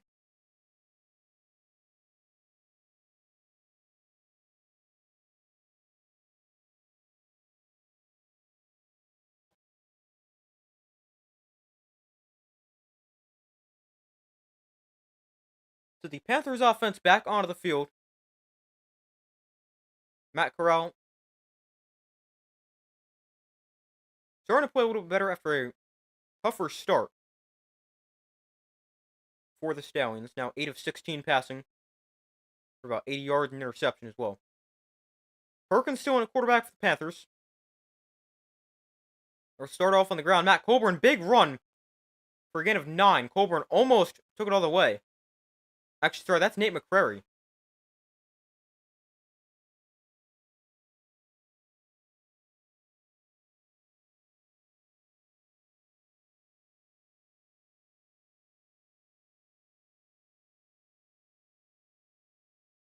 Perkins hasn't played the best game. 4 of 11 for 39 yards and interception. 2nd and 1. Perkins and shotgun back to his right.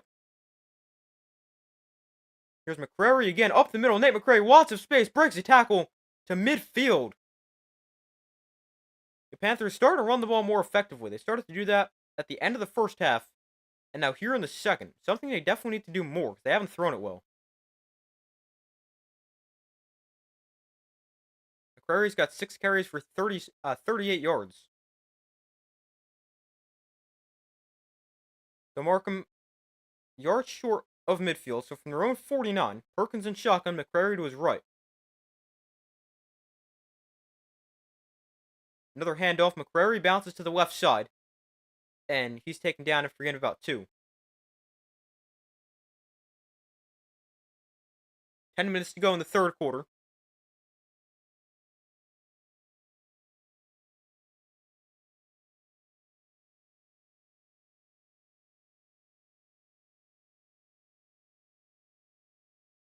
Second and 7.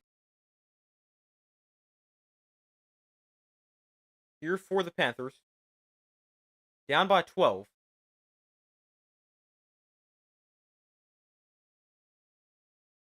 Play clock winding down. They'll get the snap off. Perkins to throw for the first time this drive, and that is completed for a first down. About 10 yards, maybe 11 on the completion there for the Panthers. Just the 5th completion of the day for Bryce Perkins, but nice throw and catch, able to find a tight end quickly.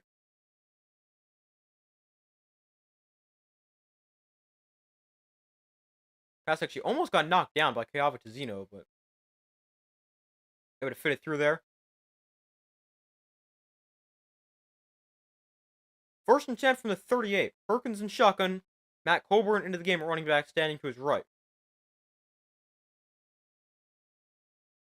Go back to the ground here. Colburn left side. Big run for Matt Colburn. First down, gain of 15 down the 23-yard line. And this drive looking a lot better here for the Panthers. Running the ball very effectively.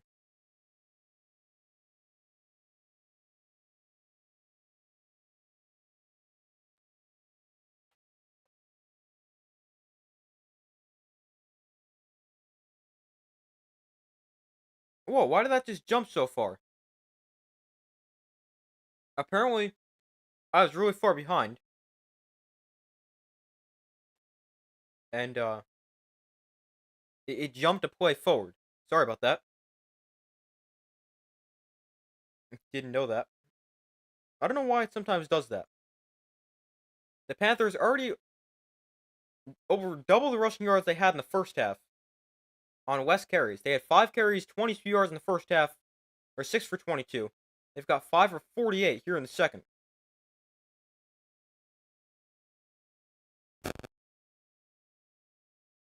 Let's see what that play was we missed. We got a flag down, though. It's a face mask against the Stallions.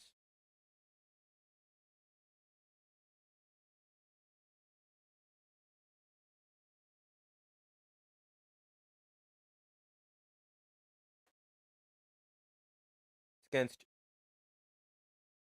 A.J. Thomas, the guy who had the interception before. So that puts the Panthers inside the red zone, make it 1st and goal with 7:58 to go in the third quarter. Ball on the 2-yard line. Perkins in the pistol. McCrary behind him. Perkins hands off McCrary. Stuffed in the backfield. No gain. Maybe even lost yardage there. A great stop by the Stallions. Got to be aware of Bryce Perkins as a runner here in these situations. I definitely think the Panthers just need to use him more as a runner. Just all around. He had 14 rushing yards last week. I think he's a guy who should probably have at least, 5 to 10 carries a game. With his mobility. 7 plays, 69-yard drive so far. 2nd and goal from the 4. Perkins, low snap. Hands off McCrary left side. And Nate McCrary going to gain 2. Get it back to the 2-yard line. And that brings up 3rd and goal.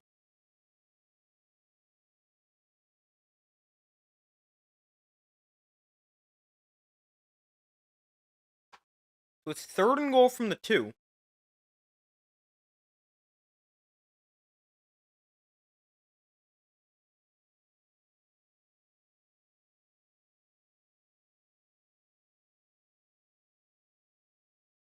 Six and a half minutes to go in the third quarter. Perkins under center. McCrary remains in the back. Very tight formation, heavy formation. Another run play. McCrary, I don't like that call at all. McCrary, no gain. They brought an extra lineman and handed it off. I don't like that at all. Now what are you going to do here? You're going to settle for 3? No, they're going to keep the offense out there.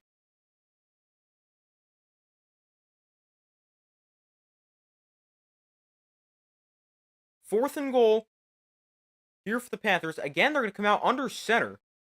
Looks like they got an extra lineman again. From the 1, Perkins hands off. McCrary stuffed at the line. No gain. Terrible play calling for the Panthers.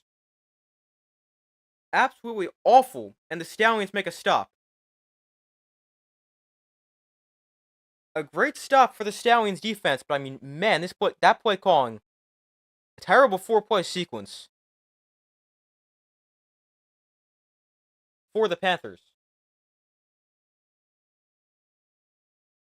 They're going to go run it 4 straight plays. I mean, I don't like it. Not even a little bit. I think you got to throw it at least one time.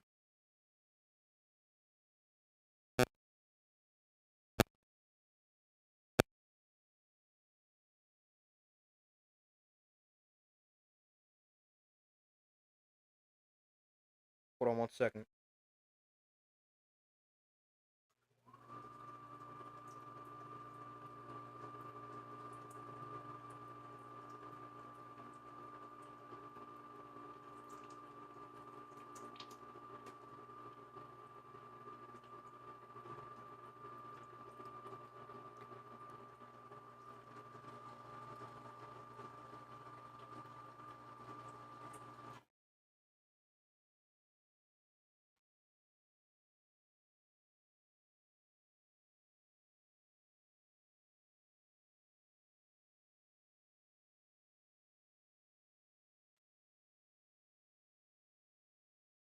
Yeah, I don't like that play calling at all. I mean, I think what you have to do, you take a look there. I don't mind the run on first down, but I think second down, once you get to the 4, after you lose 2 on first down, that should be a pass play. I think 4th down, if you want to run the ball on 3rd down, I wouldn't do it, but I don't hate it. And then 4th down, I do not like that call at all. Especially for the second play in a row. Coming out with 6 linemen.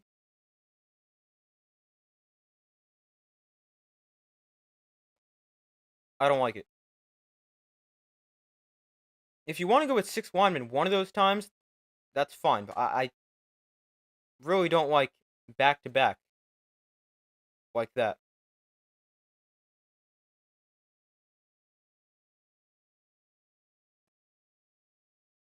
So the Stallions get the ball back. They are at the 1-yard line. So let's see if the Panthers defense can capitalize off this. But it stays 12-0. Bad play calls for the Panthers. With their 4 straight runs. And getting stuffed on 4th down. I definitely think going for it on 4th down is the right decision. But just not the correct call.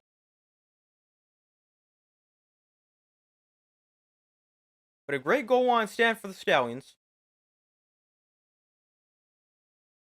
They're backed up to their own 2-yard line. Corral and shotgun back to his right. Handoff. Person just gets out of the end zone but lost a yard.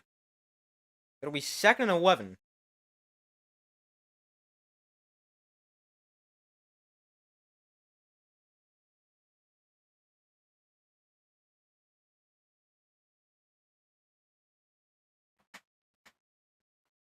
They're actually going to say 2nd and 10, so we did get back to the line. But Stallions still backed up deep. 2nd and 10. Corral and shotgun. Person to his left. Corral going to throw from the end zone. Get rid of it over the middle. That's caught by Sternberger.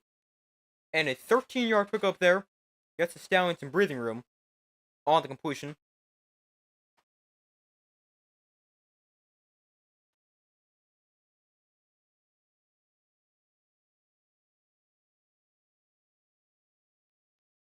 Nice throw and catch there.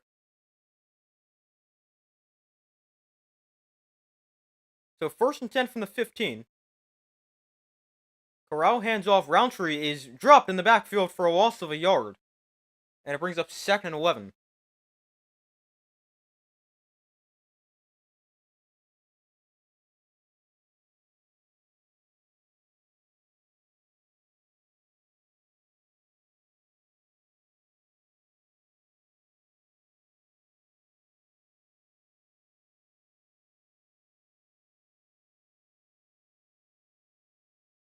So 2nd and 11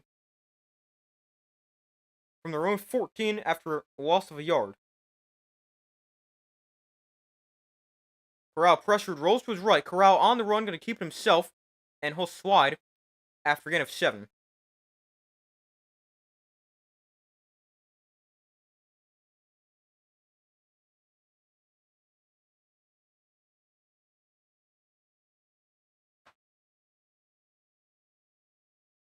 Third and 4.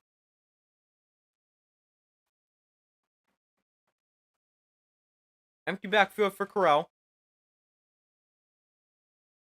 Corral looks to throw over the middle. That is caught for a 1st down. Davion Davis makes the catch. A gain of 8 and a 1st down for the Stallions to the 29-yard line.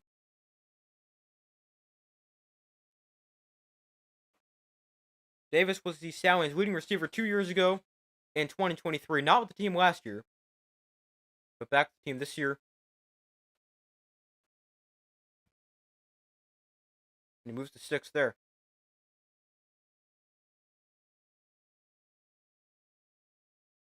So from the 29, Corral will look to throw. Here's a swing pass to Davis. He is hit in the backfield and taken down for a 5, maybe 6-yard loss.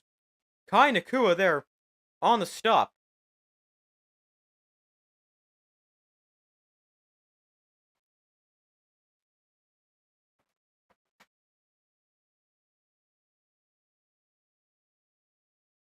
Really nice job by Nakua to read that play.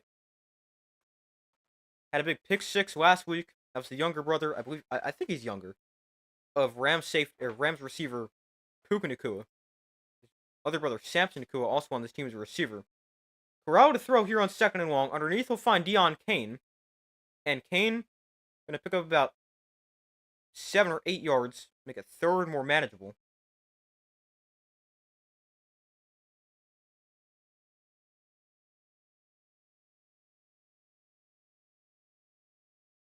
Third and 8.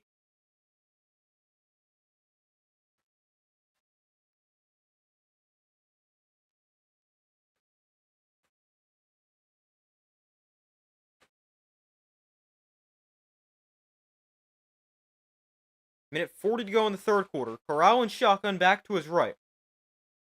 Play clock at 3. Corral looks to throw against a 3-man rush. Corral going to step up and throw downfield. That is caught for a 1st down. Yeah, it's a catch for Gabe Johnson, his 1st catch of the game. And a 1st down for the Stallions. Corral probably could have run that if he wanted to. He had space, although I'm not sure he was going to get a 1st down. And it makes a nice throw to the outside. Caught by Johnson.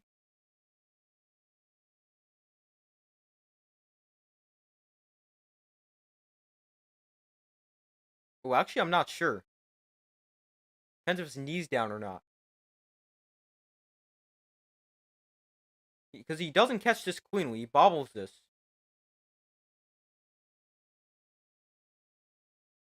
No, I think that's a catch. I think he's got control when his knee is down in bounds and his foot's still down.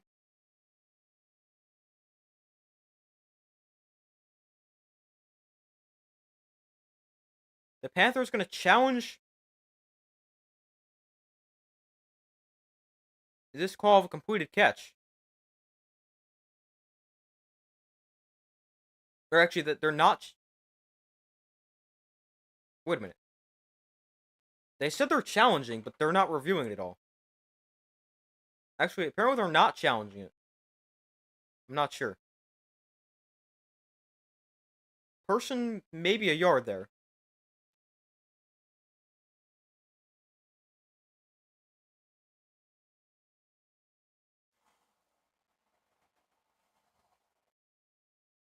Maybe they didn't challenge and they just said they challenged. I'm not sure.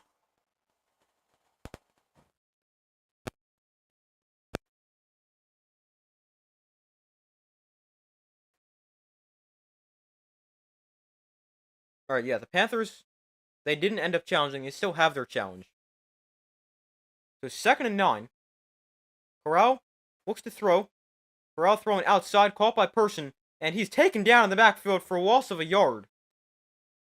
Brings up 3rd and 10 on what will likely be the first play of the 4th quarter.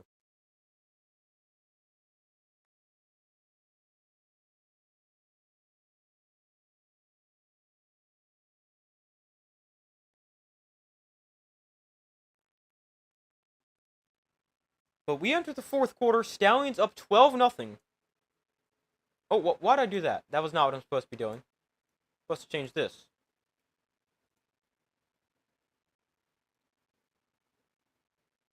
But still a defensive battle, 12-0 Stallions lead. Currently on a 10-play, 46-yard drive, although have a 3rd and 10 on their own 48. Panthers defense really needs to stop.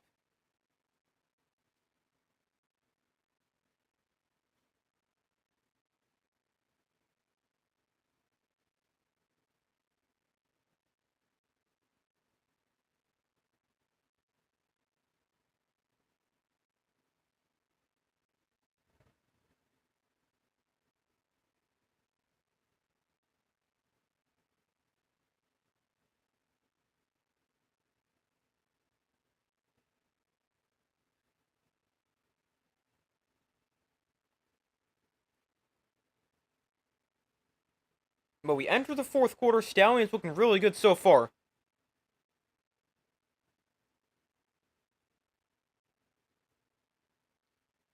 But the Panthers need to get a stop here. Just allowed a 3rd down conversion on that Corral scramble, and then throw to the outside for Gabe Johnson.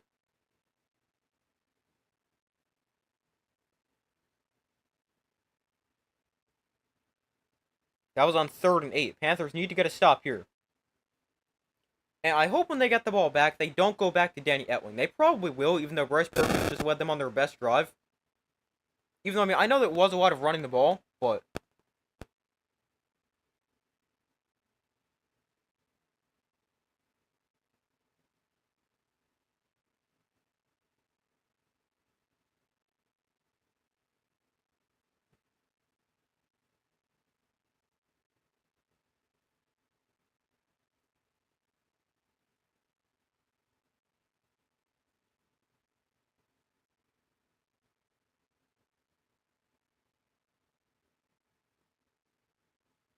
But we still wait for them to come back from commercial.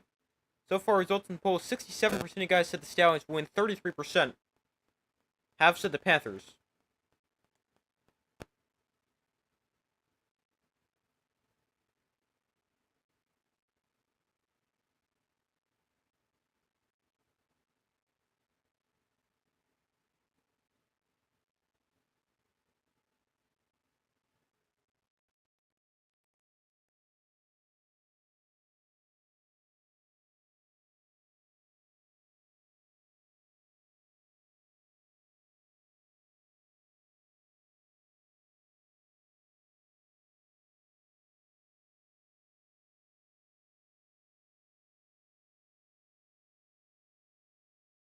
So we enter the fourth quarter of play. Stallions up 12-0 on the Panthers.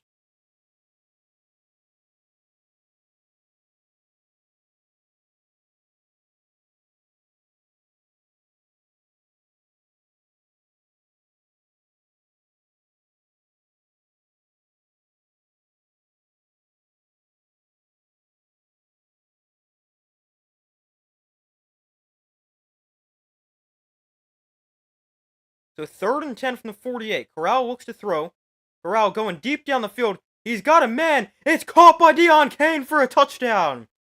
A big play there for the Stallions. Deon Cain with a 52-yard touchdown catch on 3rd and long. And the Stallions extend their lead. It is now 18-0 with a big touchdown in the first play of the fourth quarter. What a throw by Matt Corral. A nice catch by Deon Cain. But what a throw. That is a perfect throw. Can't put it any better.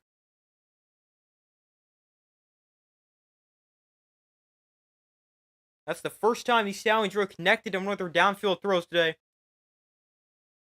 A perfect throw from Corral. And the Stallions going to go for 2 here to go up by up 20-0.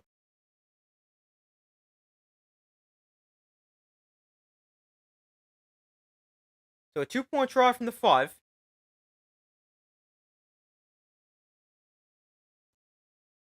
Corral throwing quickly, knocked down, looking for Cain again on the slant. But it's incomplete. Matt Corral, since throwing the interception, is now 12 of 14.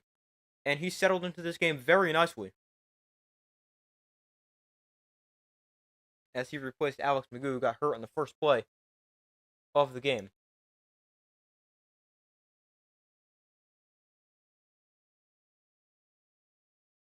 By the way, McGoo said he popped out his shoulder, but popped it back into place since then.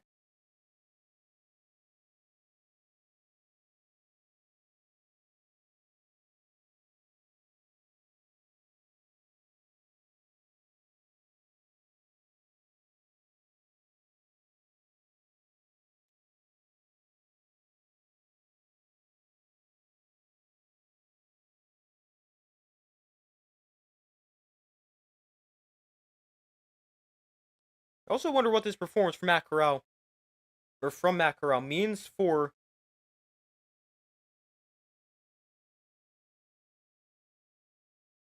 the potential starting quarterback spot for the Stallions.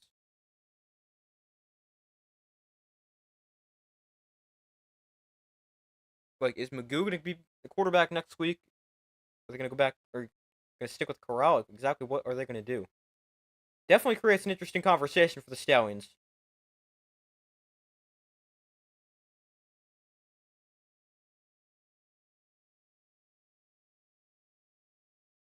Oh, they playing Friday again next week. I just realized that. They play the Renegades in their home opener next week. Also on Friday. If you guys didn't know, I'm streaming every Friday night game this UFL season.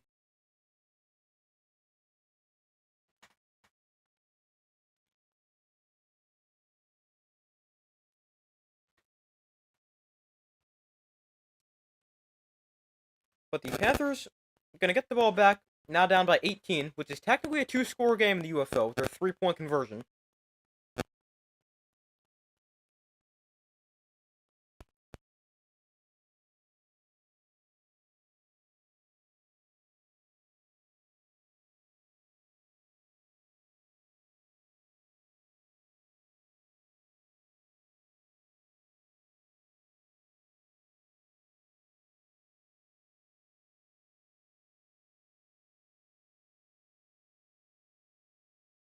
Alright, so they're back. 18-0 Stallions lead. Still the entire fourth quarter left to play, besides 8 seconds.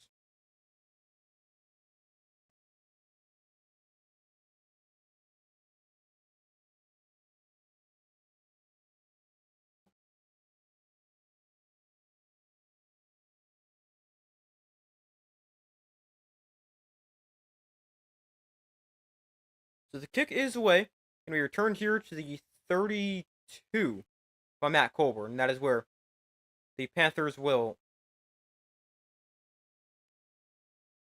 take over. Need the offense to get going.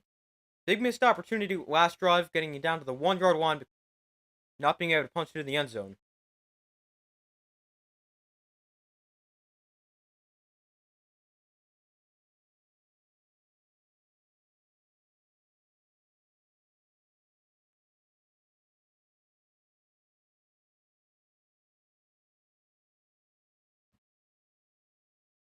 It's going to hand off to the right side. Bryce Perkins still in at quarterback, by the way. 1-yard gain.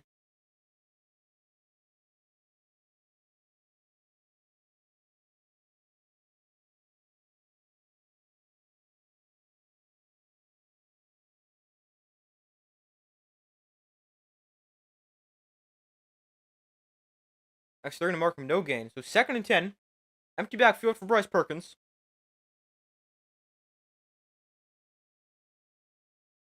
Perkins going to look to throw. Pressured. Perkins going to run here.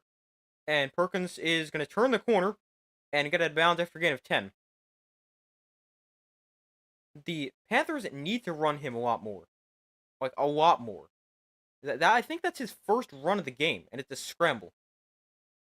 This guy's one of the most mobile quarterbacks in the league. Gotta use him more. Design runs, scrambles. I mean, scrambles, you can't really tell him to go scramble. Well, I guess you could, but it's not like something you're going to design. But need to run him more. Perkins and shotgun back to his right. From the 42. Perkins hands off. Colburn left side makes a nice cut. And Colburn gains 9.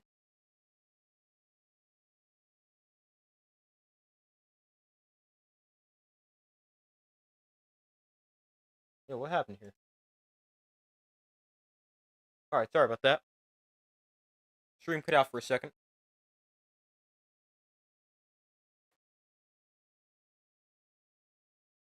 So 2nd and 2 from midfield here for the Panthers.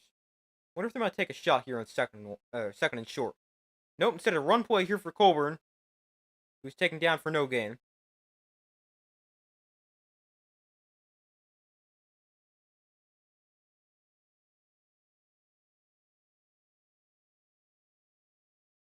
Matt Corral started 6 of 14, 60 yards and an interception.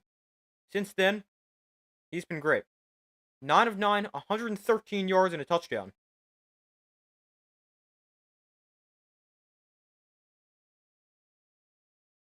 Third and short here for the Panthers.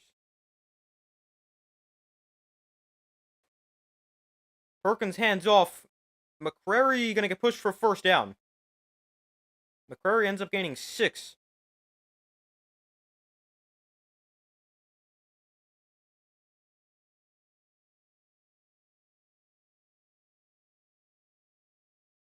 And a first down here for the Panthers.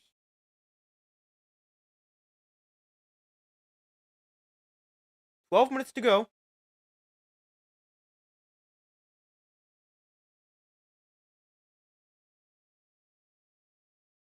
Perkins in shotgun. McCrary to his left. Perkins going to look to throw here. Perkins throwing over the middle. That is caught by CLC Mariners at the 20-yard line. Takes a big hit from JoJo Tillery. But a nice throw and catch to Mariner. And a big play there for the Panthers. Their best offensive play of the day.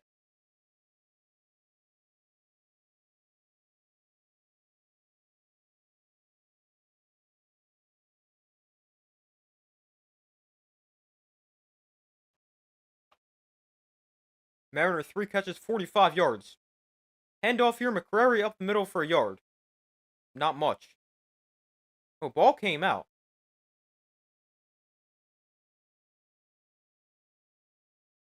And now McCrary goes limping off the field. And he's not going to make it off the field. Hopefully he's okay.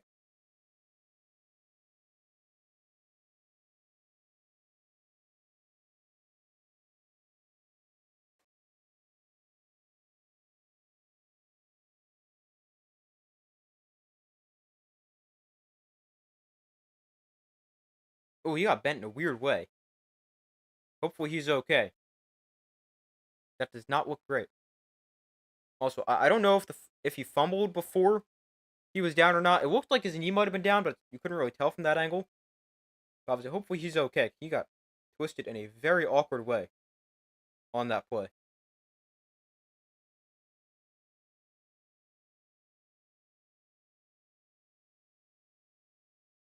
So we wait for them to come back from commercial at the injury timeout.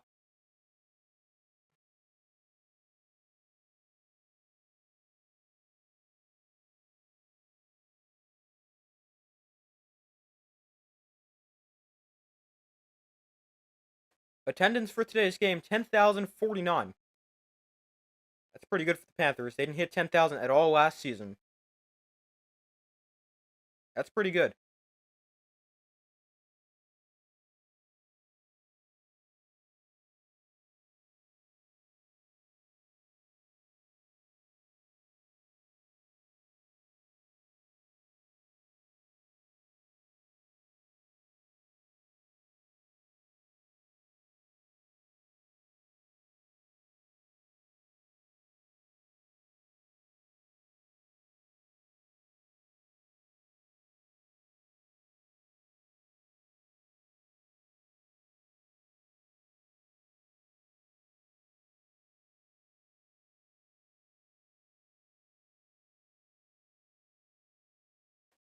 So we wait for them to come back from commercial. Hopefully McCrary's okay.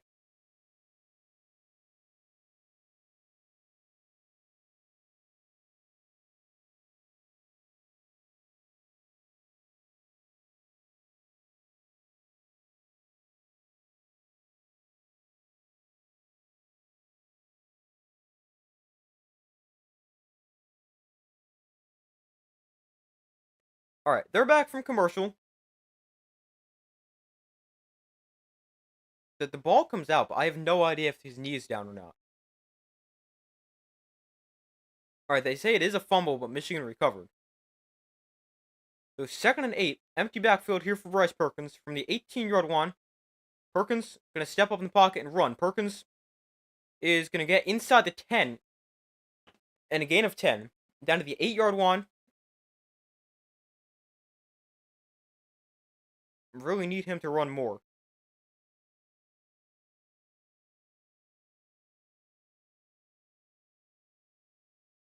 He's such a good runner. I don't know why the Panthers don't use him more. 8 plays, 61-yard drive so far for the Panthers. Perkins and shotgun back to his right. Handoff Colburn trying to try to bounce outside. He's dragged down for a loss. Tay Crowder, the former Giant, and Mr. Irrelevant takes him down.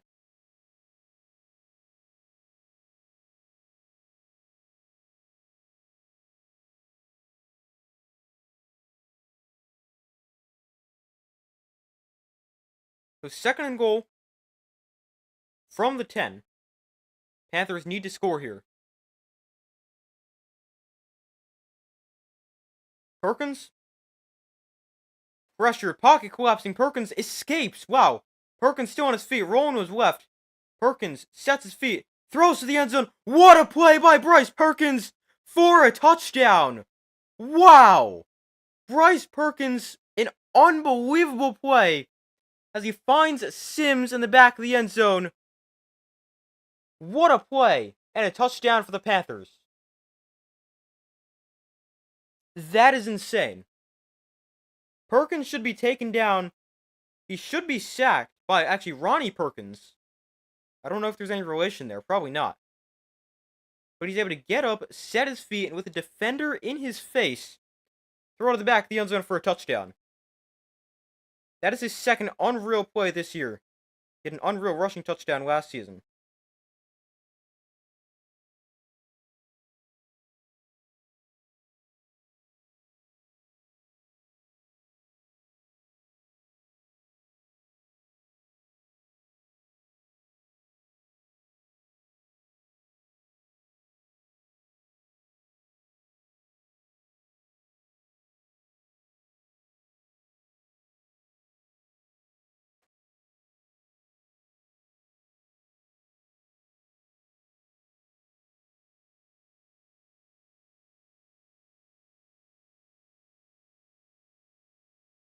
So it's 18-6.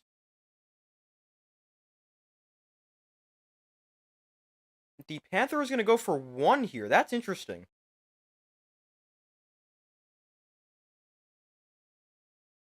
Why not go for 3 and make it a 1-score game? They're going to go for 1 from the 2-yard line. Perkins and shotgun. They're going to hand this off. No, Perkins keeps this. Rolls to his right. Perkins is in.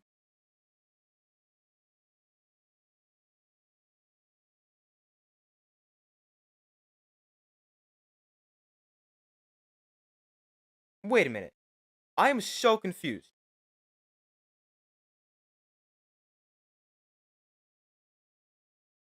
How was that a 3-point conversion? Was there some kind of penalty I missed?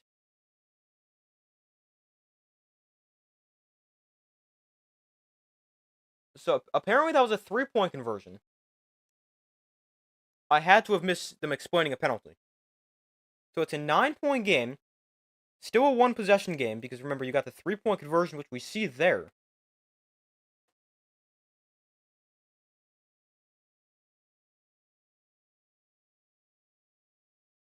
Oh, is roughing the passer.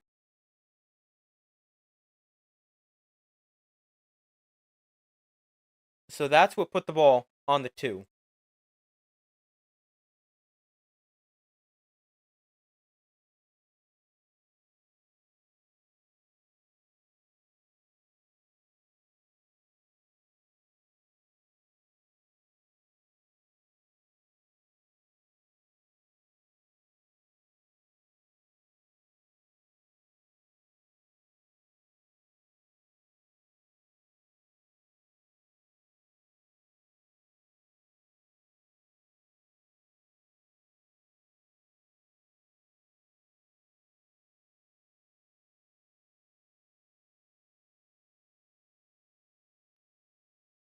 But we've cut it to a 1-score game.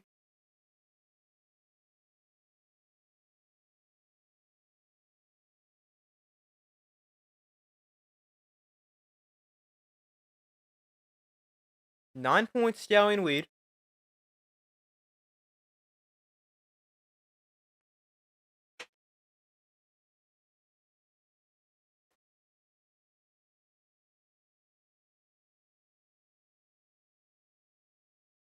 And let's see. There was 9:16 to go. They don't have to go for the possession play, 4th and 12 from the 28 for the onside kick yet. Still plenty of time. They won't need the defense to get a stop, but if I'm the Panthers,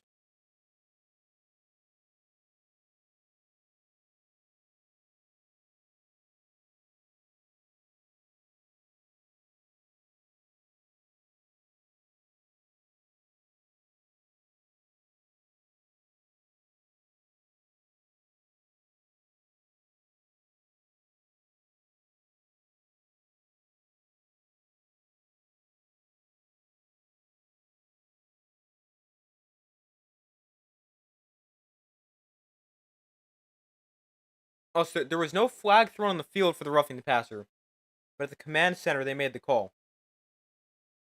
That's what happened there.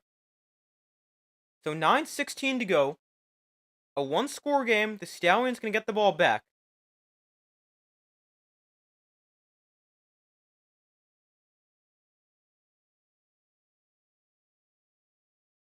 This kick is going to be fielded on the bounce by Deon Cain. And Cain on the return just going to get to the 21. Here's something that's interesting. So obviously the UFL and the NFL have the same kickoff. Because it's a weird situation. Because the NFL adopted it from the XFL. Then the UFL didn't use it last year. But now they've switched. But in the NFL, you can't move until the ball is touched. In the UFL, you can move the second it hits the ground. And you see a lot of guys field it on a bounce. So that's interesting.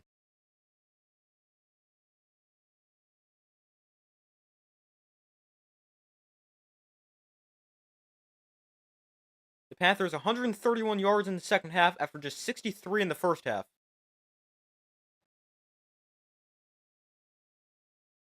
And again, Bryce Perkins, he's got to come in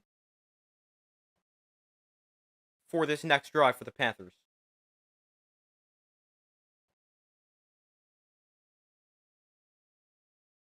So the Stallions with the ball on their own 17-yard line. There must have been some kind of penalty in the return. Corral hands off, Person right side. Person breaks a tackle in the backfield and is then thrown out of bounds at the line of scrimmage. Or that's actually Larry Roundtree, not Ricky Person. Sorry about that.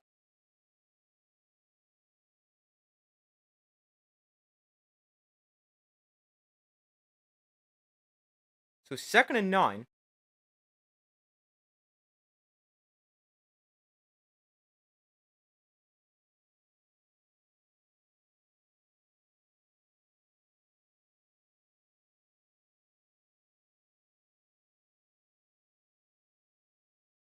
From the 18, Corral and shotgun back to his right. Corral, with time, throwing outside, almost threw an interception. But it's broken up, looking for Davion Davis.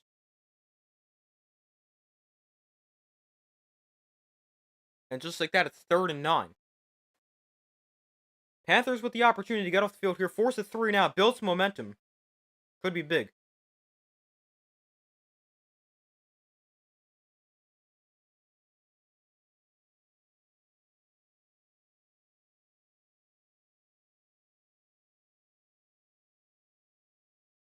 Third and 9, the Stallions 5 of 9 on 3rd down so far today. Corral off play action, pressured. Corral going deep. And is that intercepted? Is that picked? It's picked off. Wow.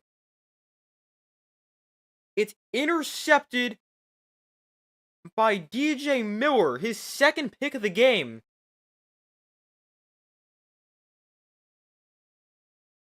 Wow.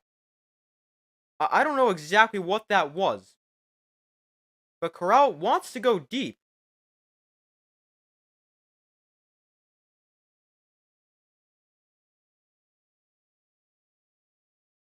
This ball is underthrown and intercepted.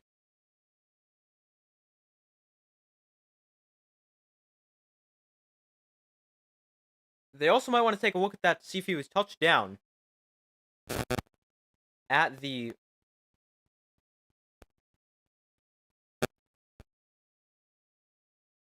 point of the catch.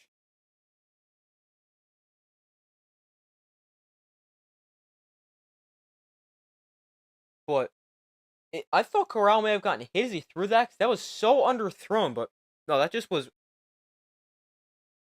extremely short and underthrown by Corral. So I'm not exactly sure what happened on that play for the Stallions, but a big turnover.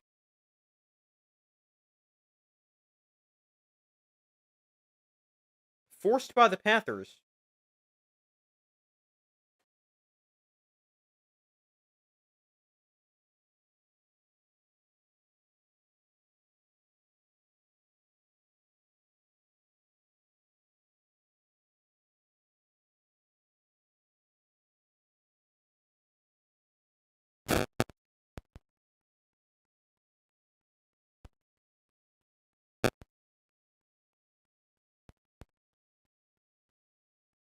So the Panthers get the ball back.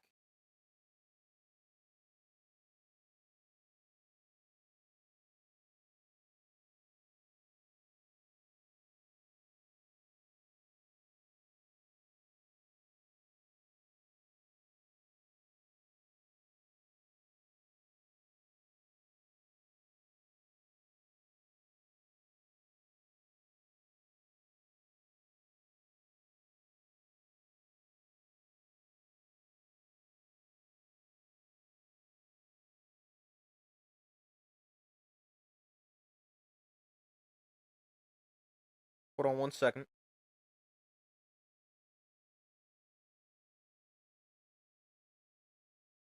Alright, so they're back from commercial. Let's see exactly what happens here.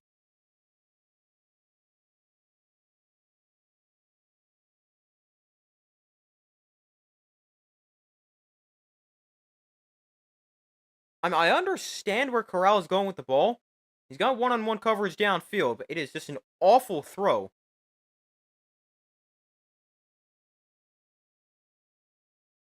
But DJ Miller with his second interception of the game for the Panthers.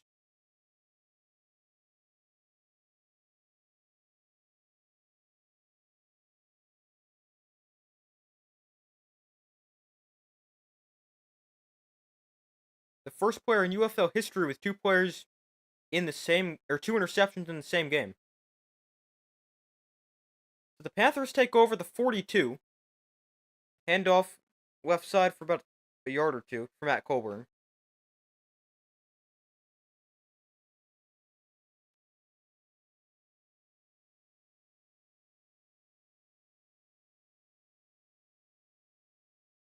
By the way, Bryce Perkins is still in at quarterback for the Panthers. Last two drives have combined for 20 plays, 125, and 9 points. After being awful offensively before that. 2nd and 8 from the 43. Perkins and shotgun back to his right. Perkins to throw. Pressured. Rolls to his right. Perkins gonna let one go way downfield. This one incomplete. Receiver didn't see it. Brings up 3rd and 8.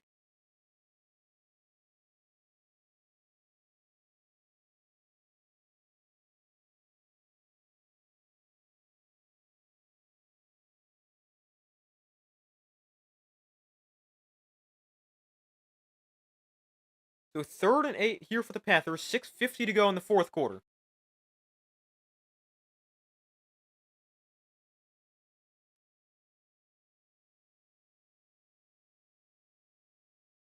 Empty backfield for Perkins. We'll just get the snap off. Perkins to throw. Or underneath that is going to be caught. He's short of a 1st down. And decision time here for Mike Nolan and the Panthers.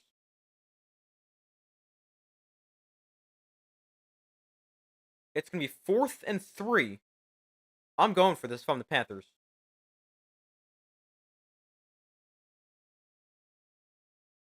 Oh, wow. They're going to send on the punt unit.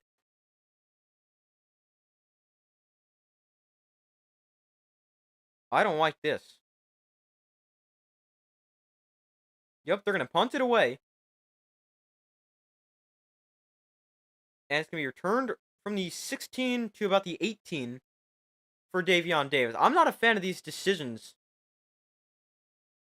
for the Panthers. They run the route intentionally short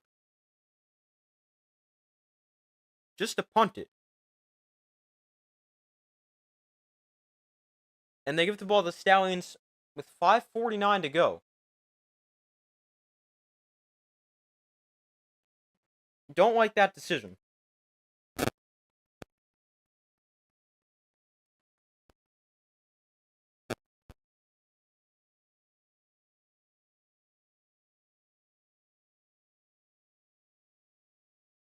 I think that should have been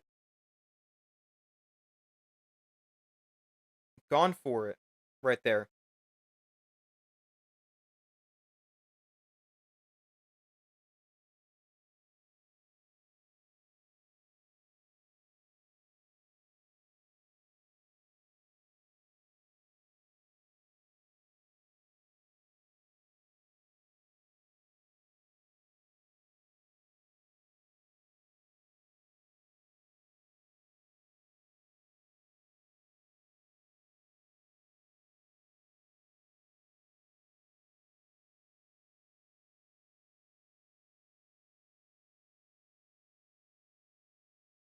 So we wait for them to come back from commercial.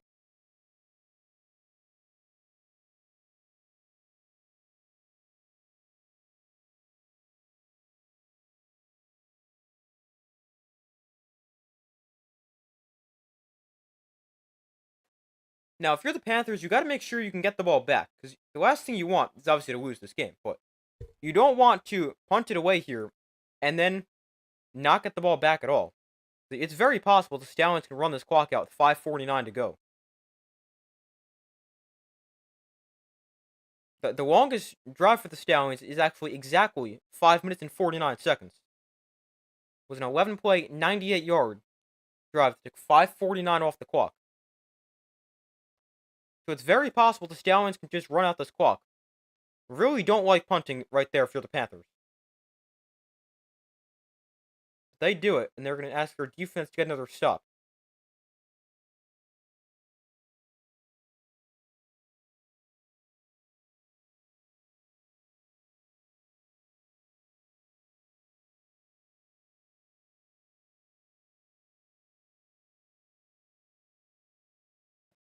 So the Stallions with the ball on their own 17-yard line. 5:49 to go. Stallions up 9. Remember, that is a one-score game with the UFL's three-point conversion. But Corral in shotgun back to his right. And this froze. Hold on. Alright, the first down run, no gain.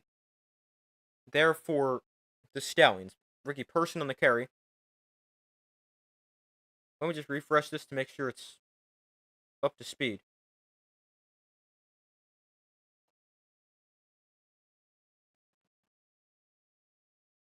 So 2nd and 10. Still 5:20 to go.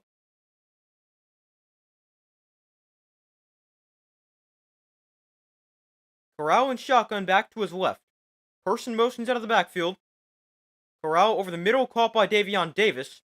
And Davis is going the wrong way, but he's trying to get positive yardage. He'll gain about 4, which would be like the same thing, even if he had just cut up field right there. So it's 3rd and 6. Big play right here.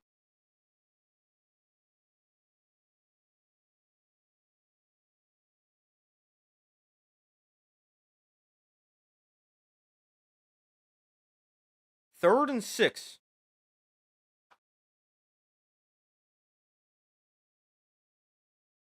Four and a half minutes to go.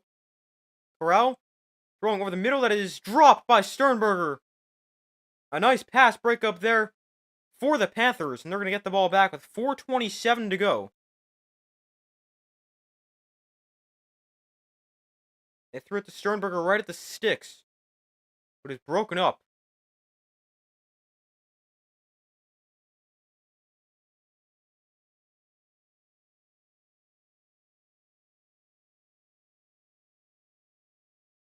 It's a nice pass breakup right there by Kai Nakua, number 21.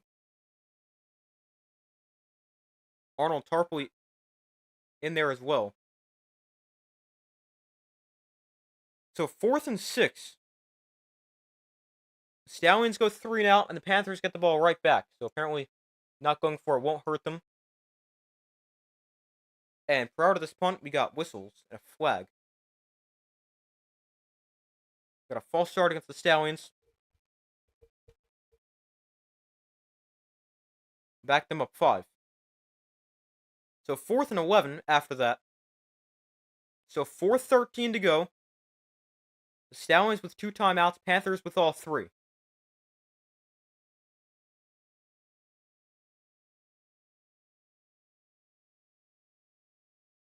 Let's see if the Panthers can come all the way back. The punt here for the Stallions is away. And it's a shorter kick. Oh, he muffed it! Ball is free! Let's see who's got it. There's 4:01 to go. The punt was muffed. No signal yet.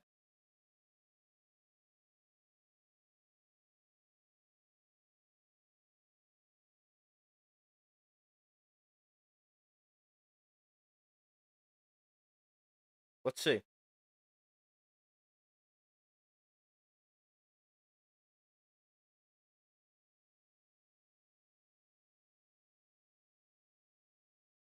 It's going to be Stallions football. Devin Ross muffs the punt. Well, that is a huge play.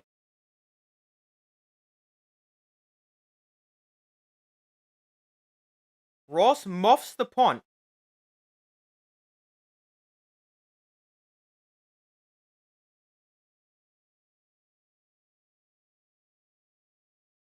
Maybe I said not going for it on 4th down won't hurt them a little too early.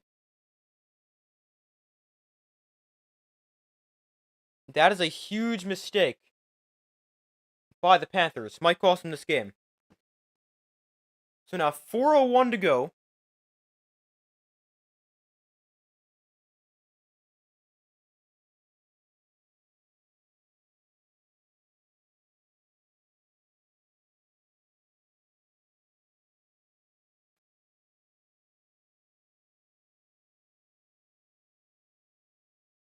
It was the Stallions' long snapper who recovered the muff punt. So handoff goes to Ricky Person to the left side. And he gains maybe a yard. We got a timeout call by the Panthers, their first.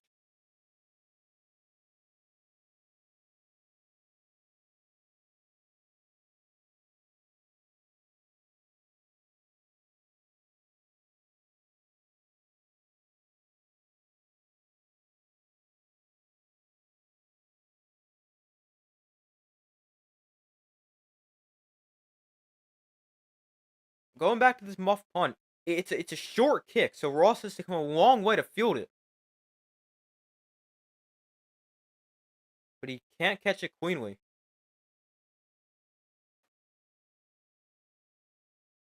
So 2nd and 9.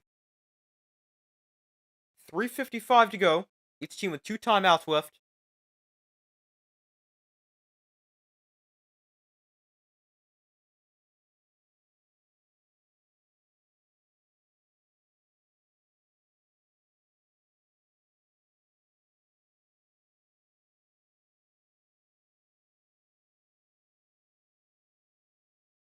So 2nd and 9, 3:55 to go.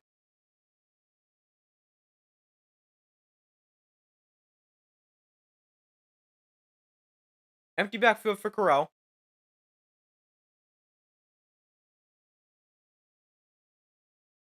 Panthers bring a blitz. Quick throw to the outside. Caught by Marwin Williams. Breaks the tackle. Williams first down. Marwin Williams stays on his feet. And a nice catch and run. 15 yards for Marwin Williams. And a first down for the Stallions.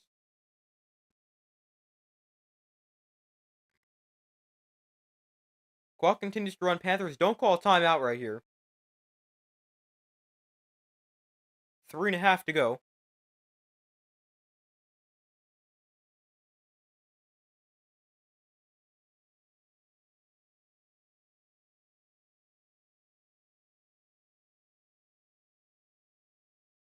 So 1st and 10 Stallions, 3:10 to go. Stallions up 9.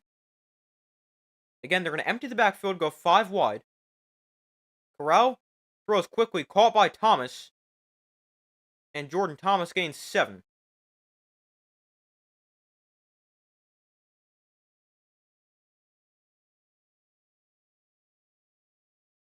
And we get a timeout call by the Panthers, their second. With 2:58 to go. Any points here for the Stallions push it to a 2-score game.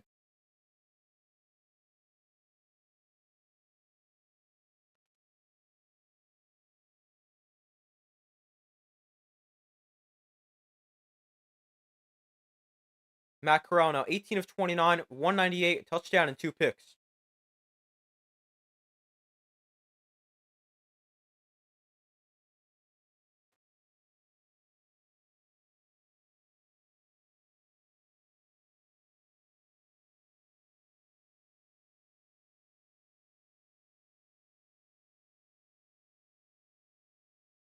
So 2nd and 3. They put a second back on the clock, 2:59 to go. The Stallions still have 2 timeouts, Panthers at 1.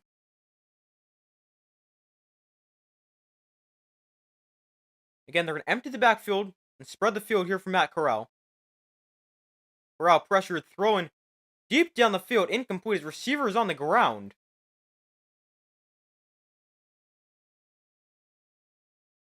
It's incomplete. That stops the clock with 2:55 to go. And it brings up 3rd down.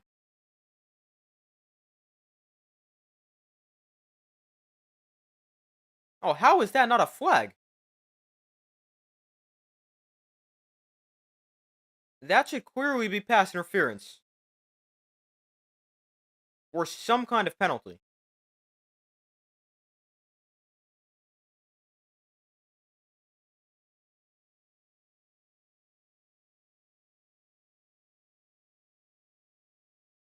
I mean, if I'm the Stallions, I think I challenge this.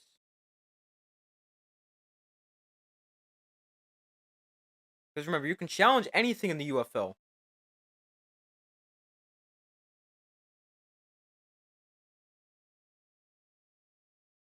I challenge this if I'm the Stallions. You probably aren't going to. I mean, you don't know if you're going to get something else to challenge, but.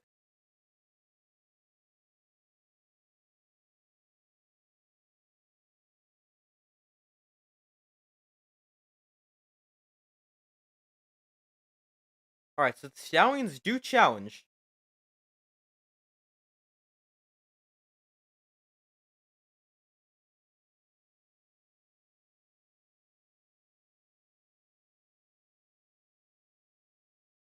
We got 2:42 to go.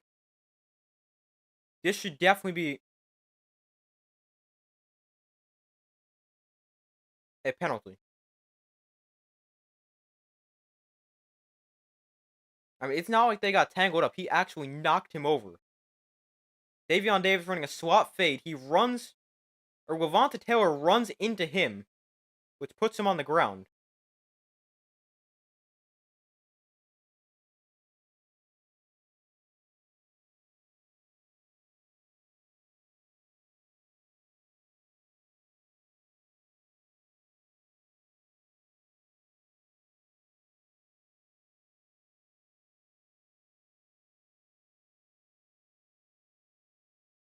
So it is going to be a successful challenge.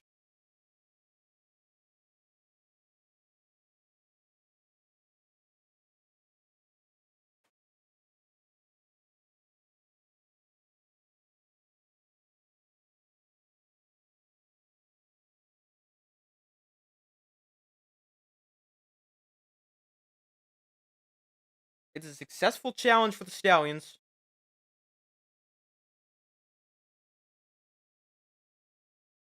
Actually, I'm not sure if that was a challenge or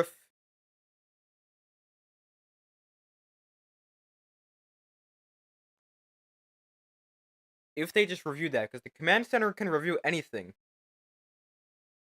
inside of 5 minutes.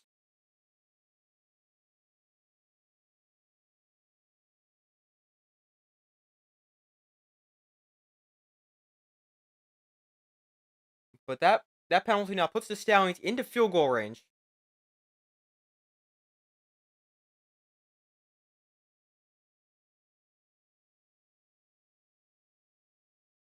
There's 2:56 to go.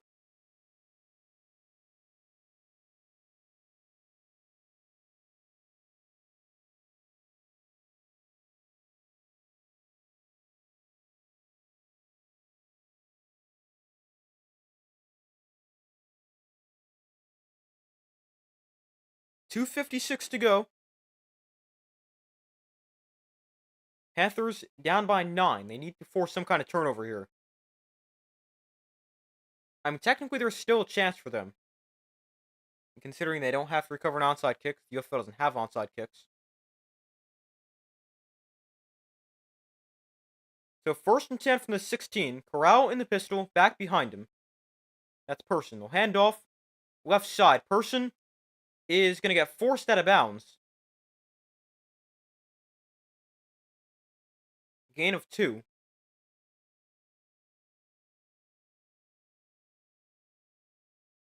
Clock won't completely stop until inside of 2 minutes. It stops for a couple of seconds, but now it continues to run.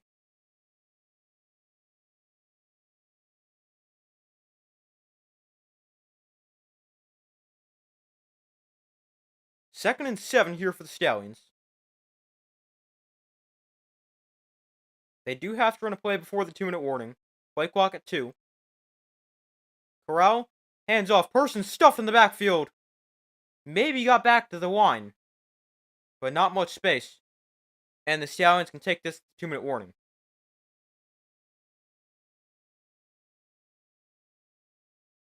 So it'll be 3rd and 7. There is definitely still a chance for the Panthers because let's say you kick the field goal here. Right, that makes it a 12-point game. And then if you're the Panthers, you go down and score quick.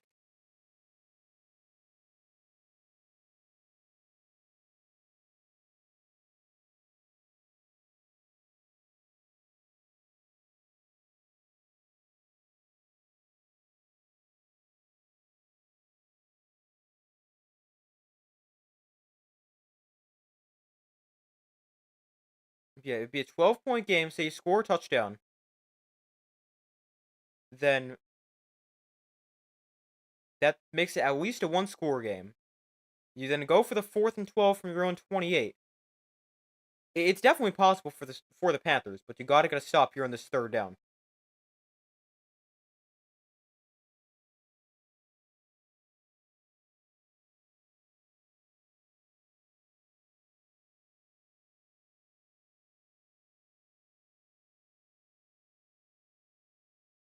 So we wait for them to come back from commercial.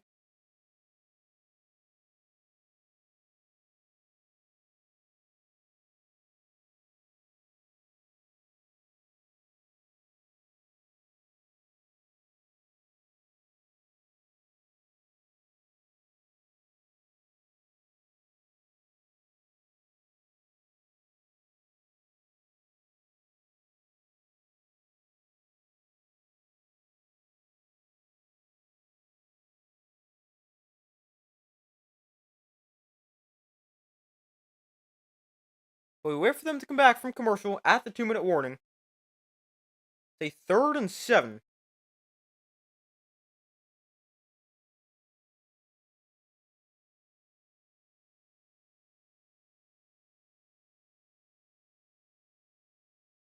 Here for the Stallions, 2 minutes left in this game. Stallions looking for their first win of the season.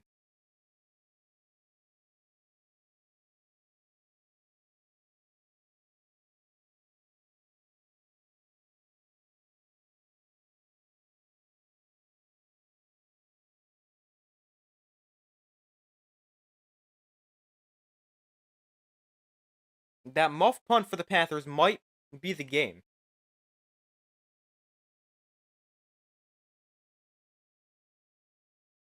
So 3rd and 7 from the 13. Panthers out of timeouts. Corral not ready for the snap. Corral just has to throw it into the ground at the feet of Person. That's going to stop the clock with a minute 56 to go and bring up 4th and 7. Sorry guys, my eye is really itchy. I'm not sure why.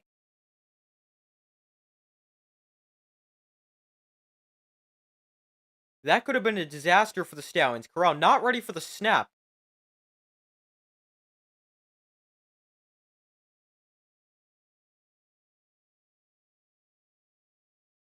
But Corral able to collect the ball and just has to throw it away. But it only takes a few seconds, stops the clock.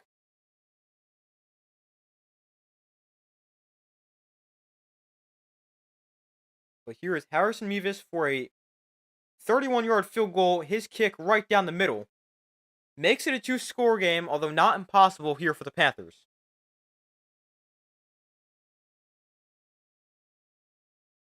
Got a minute 53 to go. It's a 21-9 Stallions lead.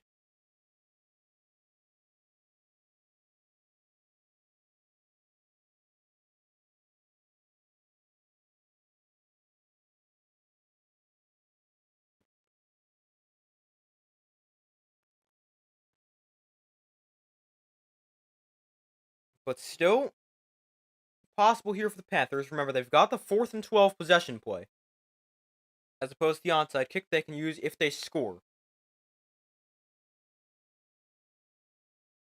You also don't need 2 touchdowns. You can get a touchdown and a 3-point conversion and a field goal. But obviously, ideally for the Panthers, you get 2 touchdowns. Minute 53 to go. 21-9 Stallions lead.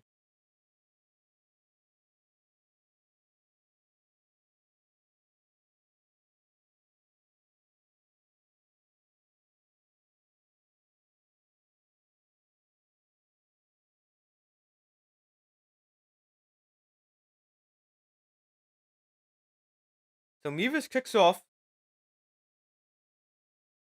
Return from the goal line. On the return, here is Devin Ross. Runs into his own man and is taken down at the 28-yard line. So Bryce Perkins on the Panthers offense. A minute 46 to go.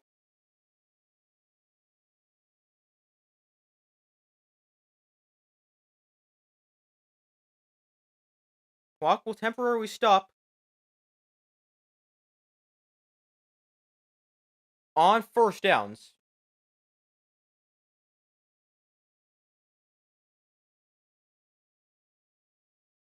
They got no timeouts, which also means they can't challenge anything.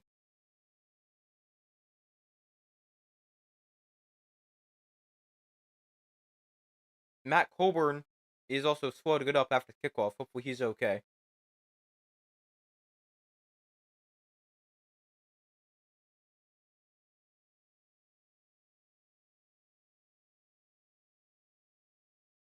He's the guy Devin Ross ran into.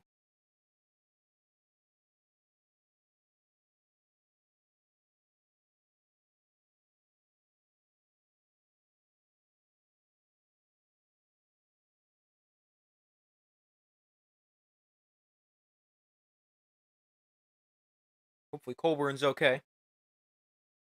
Got 8 carries, 44 yards in today's game.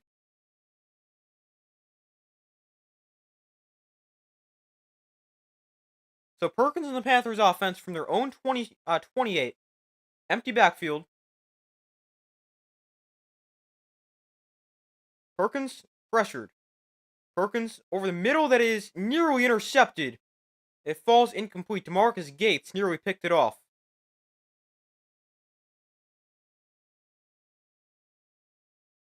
Brings up 2nd and 10. Not the worst thing. Stops the clock with minute 40 to go.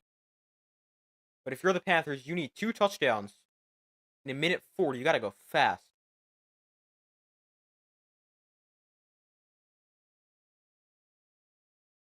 Second and 10.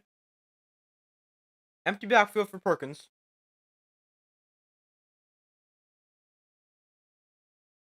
Perkins pressured. Throws downfield. That's caught. Samson Nakua to midfield. Actually make it the Stallion 49. That's going to stop the clock temporarily with a minute 34 to go. That's exactly what they need. The clock continues to run. Perkins to throw. Throwing outside, that is caught. And they're going to get out of bounds as well, stopping the clock with a minute 25.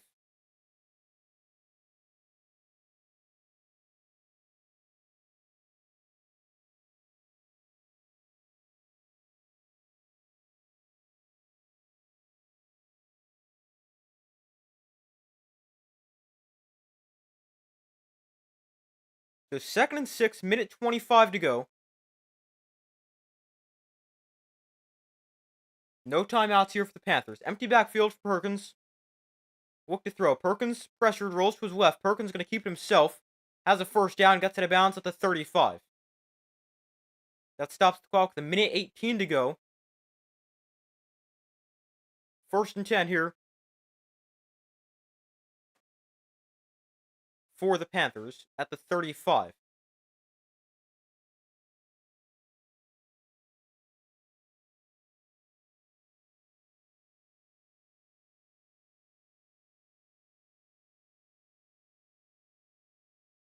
Empty backfield here for Perkins.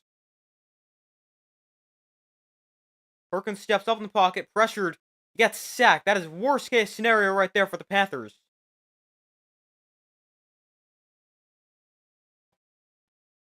Minute 5 to go. Clock continues to run. Under a minute to go. Perkins. Pressure. Jump pass. McCrary makes the catch. You gotta get a first down to stop the clock. He does.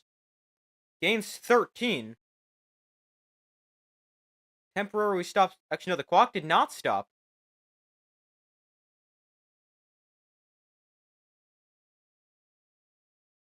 The clock should be stopped right now.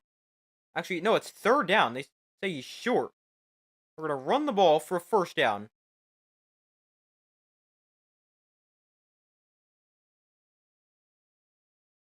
I'm not exactly sure how he didn't get the first down that first time.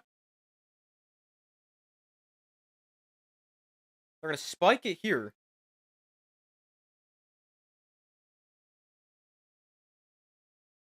And now let's see. They could attempt a field goal. I wouldn't. It is going to be a field goal right here. BT Potter, the former Clemson kicker.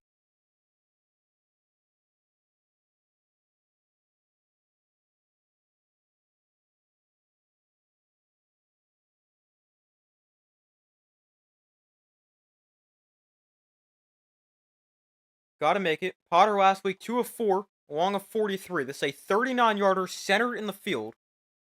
Got to have it.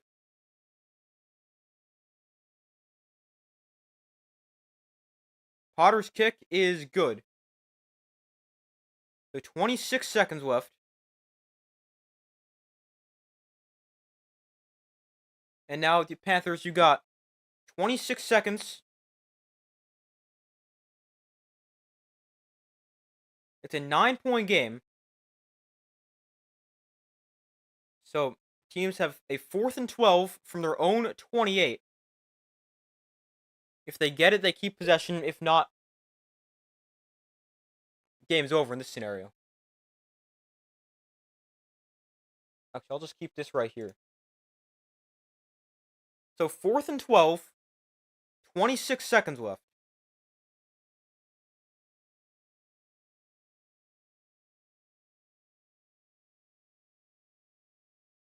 You got to get this, a touchdown, and a 3-point conversion to tie.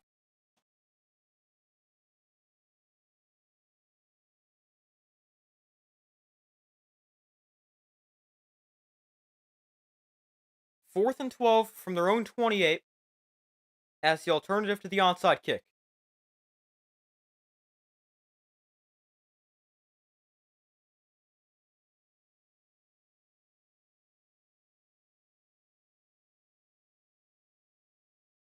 Stallions up by 9. Gotta make sure Perkins has time.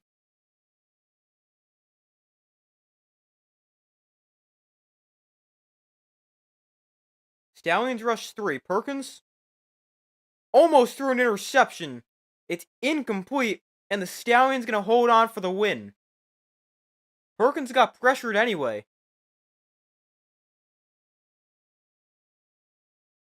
Devin Ross, the intended receiver. The same guy who muffed the punt before. But the Stallions defense gets a stop, gets the ball back, and the Stallions going to hold on for their first win of the season.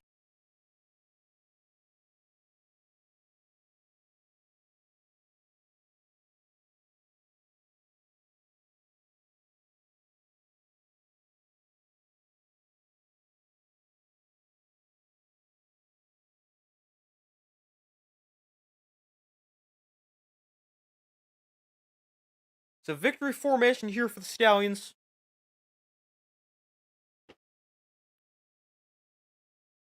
Corral takes a knee.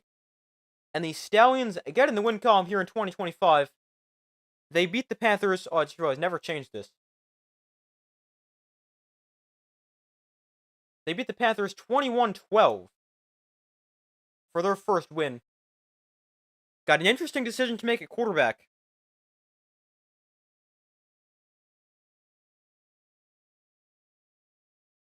After the Magoo injury, Corral played pretty well. Did throw 2 picks, but overall, played a solid game. Made some nice throws. Big touchdown to Deon Cain late.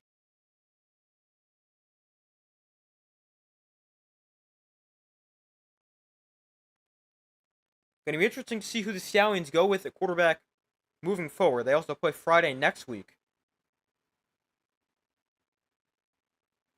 But the Stallions getting the win column. They're now 1-1. The Panthers fall to 1-1. And this is a big win for the Stallions. They avoid losing back-to-back games and starting 0-2. The offensive line looked a lot better. And they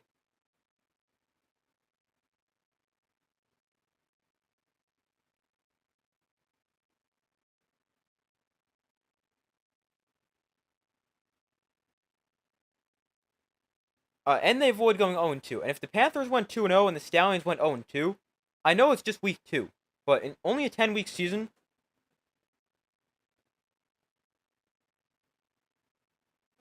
that is a big deal, especially when the Panthers would be in a great spot for the playoffs. The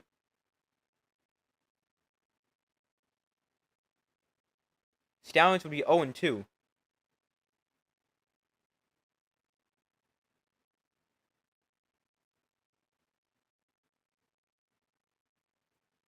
But the Stallions get in the win column 21-12 as they beat the Panthers. Their defense plays very well. They hold the Panthers to 12 points. The Panthers, they need to stop playing both their quarterbacks. Bryce Perkins is their guy. Act like it. I don't like them playing Etling randomly at the end of the first half. Bryce Perkins is their guy. They got to stick with him at quarterback. And I don't like the two-quarterback system. But the Stallions with a big bounce-back win. They get their first win of the season. The Panthers are 1-1. As the Stallions defeat the Panthers 21-12. Panthers, all 12 of their points come in the fourth quarter, but not enough. As the Stallions hold on for the win. Overall, Matt Corral ends up playing a pretty solid game. 198 yards, touchdown, 2 picks. And Deon Cain, 4 catches, 84 yards, and a touchdown. Stallions can still definitely get a lot better. I don't think this was close to their best performance. They didn't run the ball too effectively. 2.8 yards a carry, 73 yards. Turned the ball over a couple of times, but this was much better than last week. And the Stallions get the win, improve to 1-1. Panthers fall to 1-1, but that's going to do it for tonight's stream, everybody. Sorry, the wheel on my chair wouldn't turn. But that's going to do it for this stream. Thank you guys for watching. I hope you guys enjoyed it. Be sure to like this stream, subscribe, turn notifications. I do my best to post as often as possible. I stream every Friday night game and any other random games in the UFL that are at night or big games throughout the season. But got a lot of UFL content on the way. That's going to do it for this video, or this stream. Thank you guys for watching. Be sure to like this stream, subscribe, turn notifications. I do my best to post as often as possible. Hope you guys have a great rest of your day or night, and I will see you in the next video.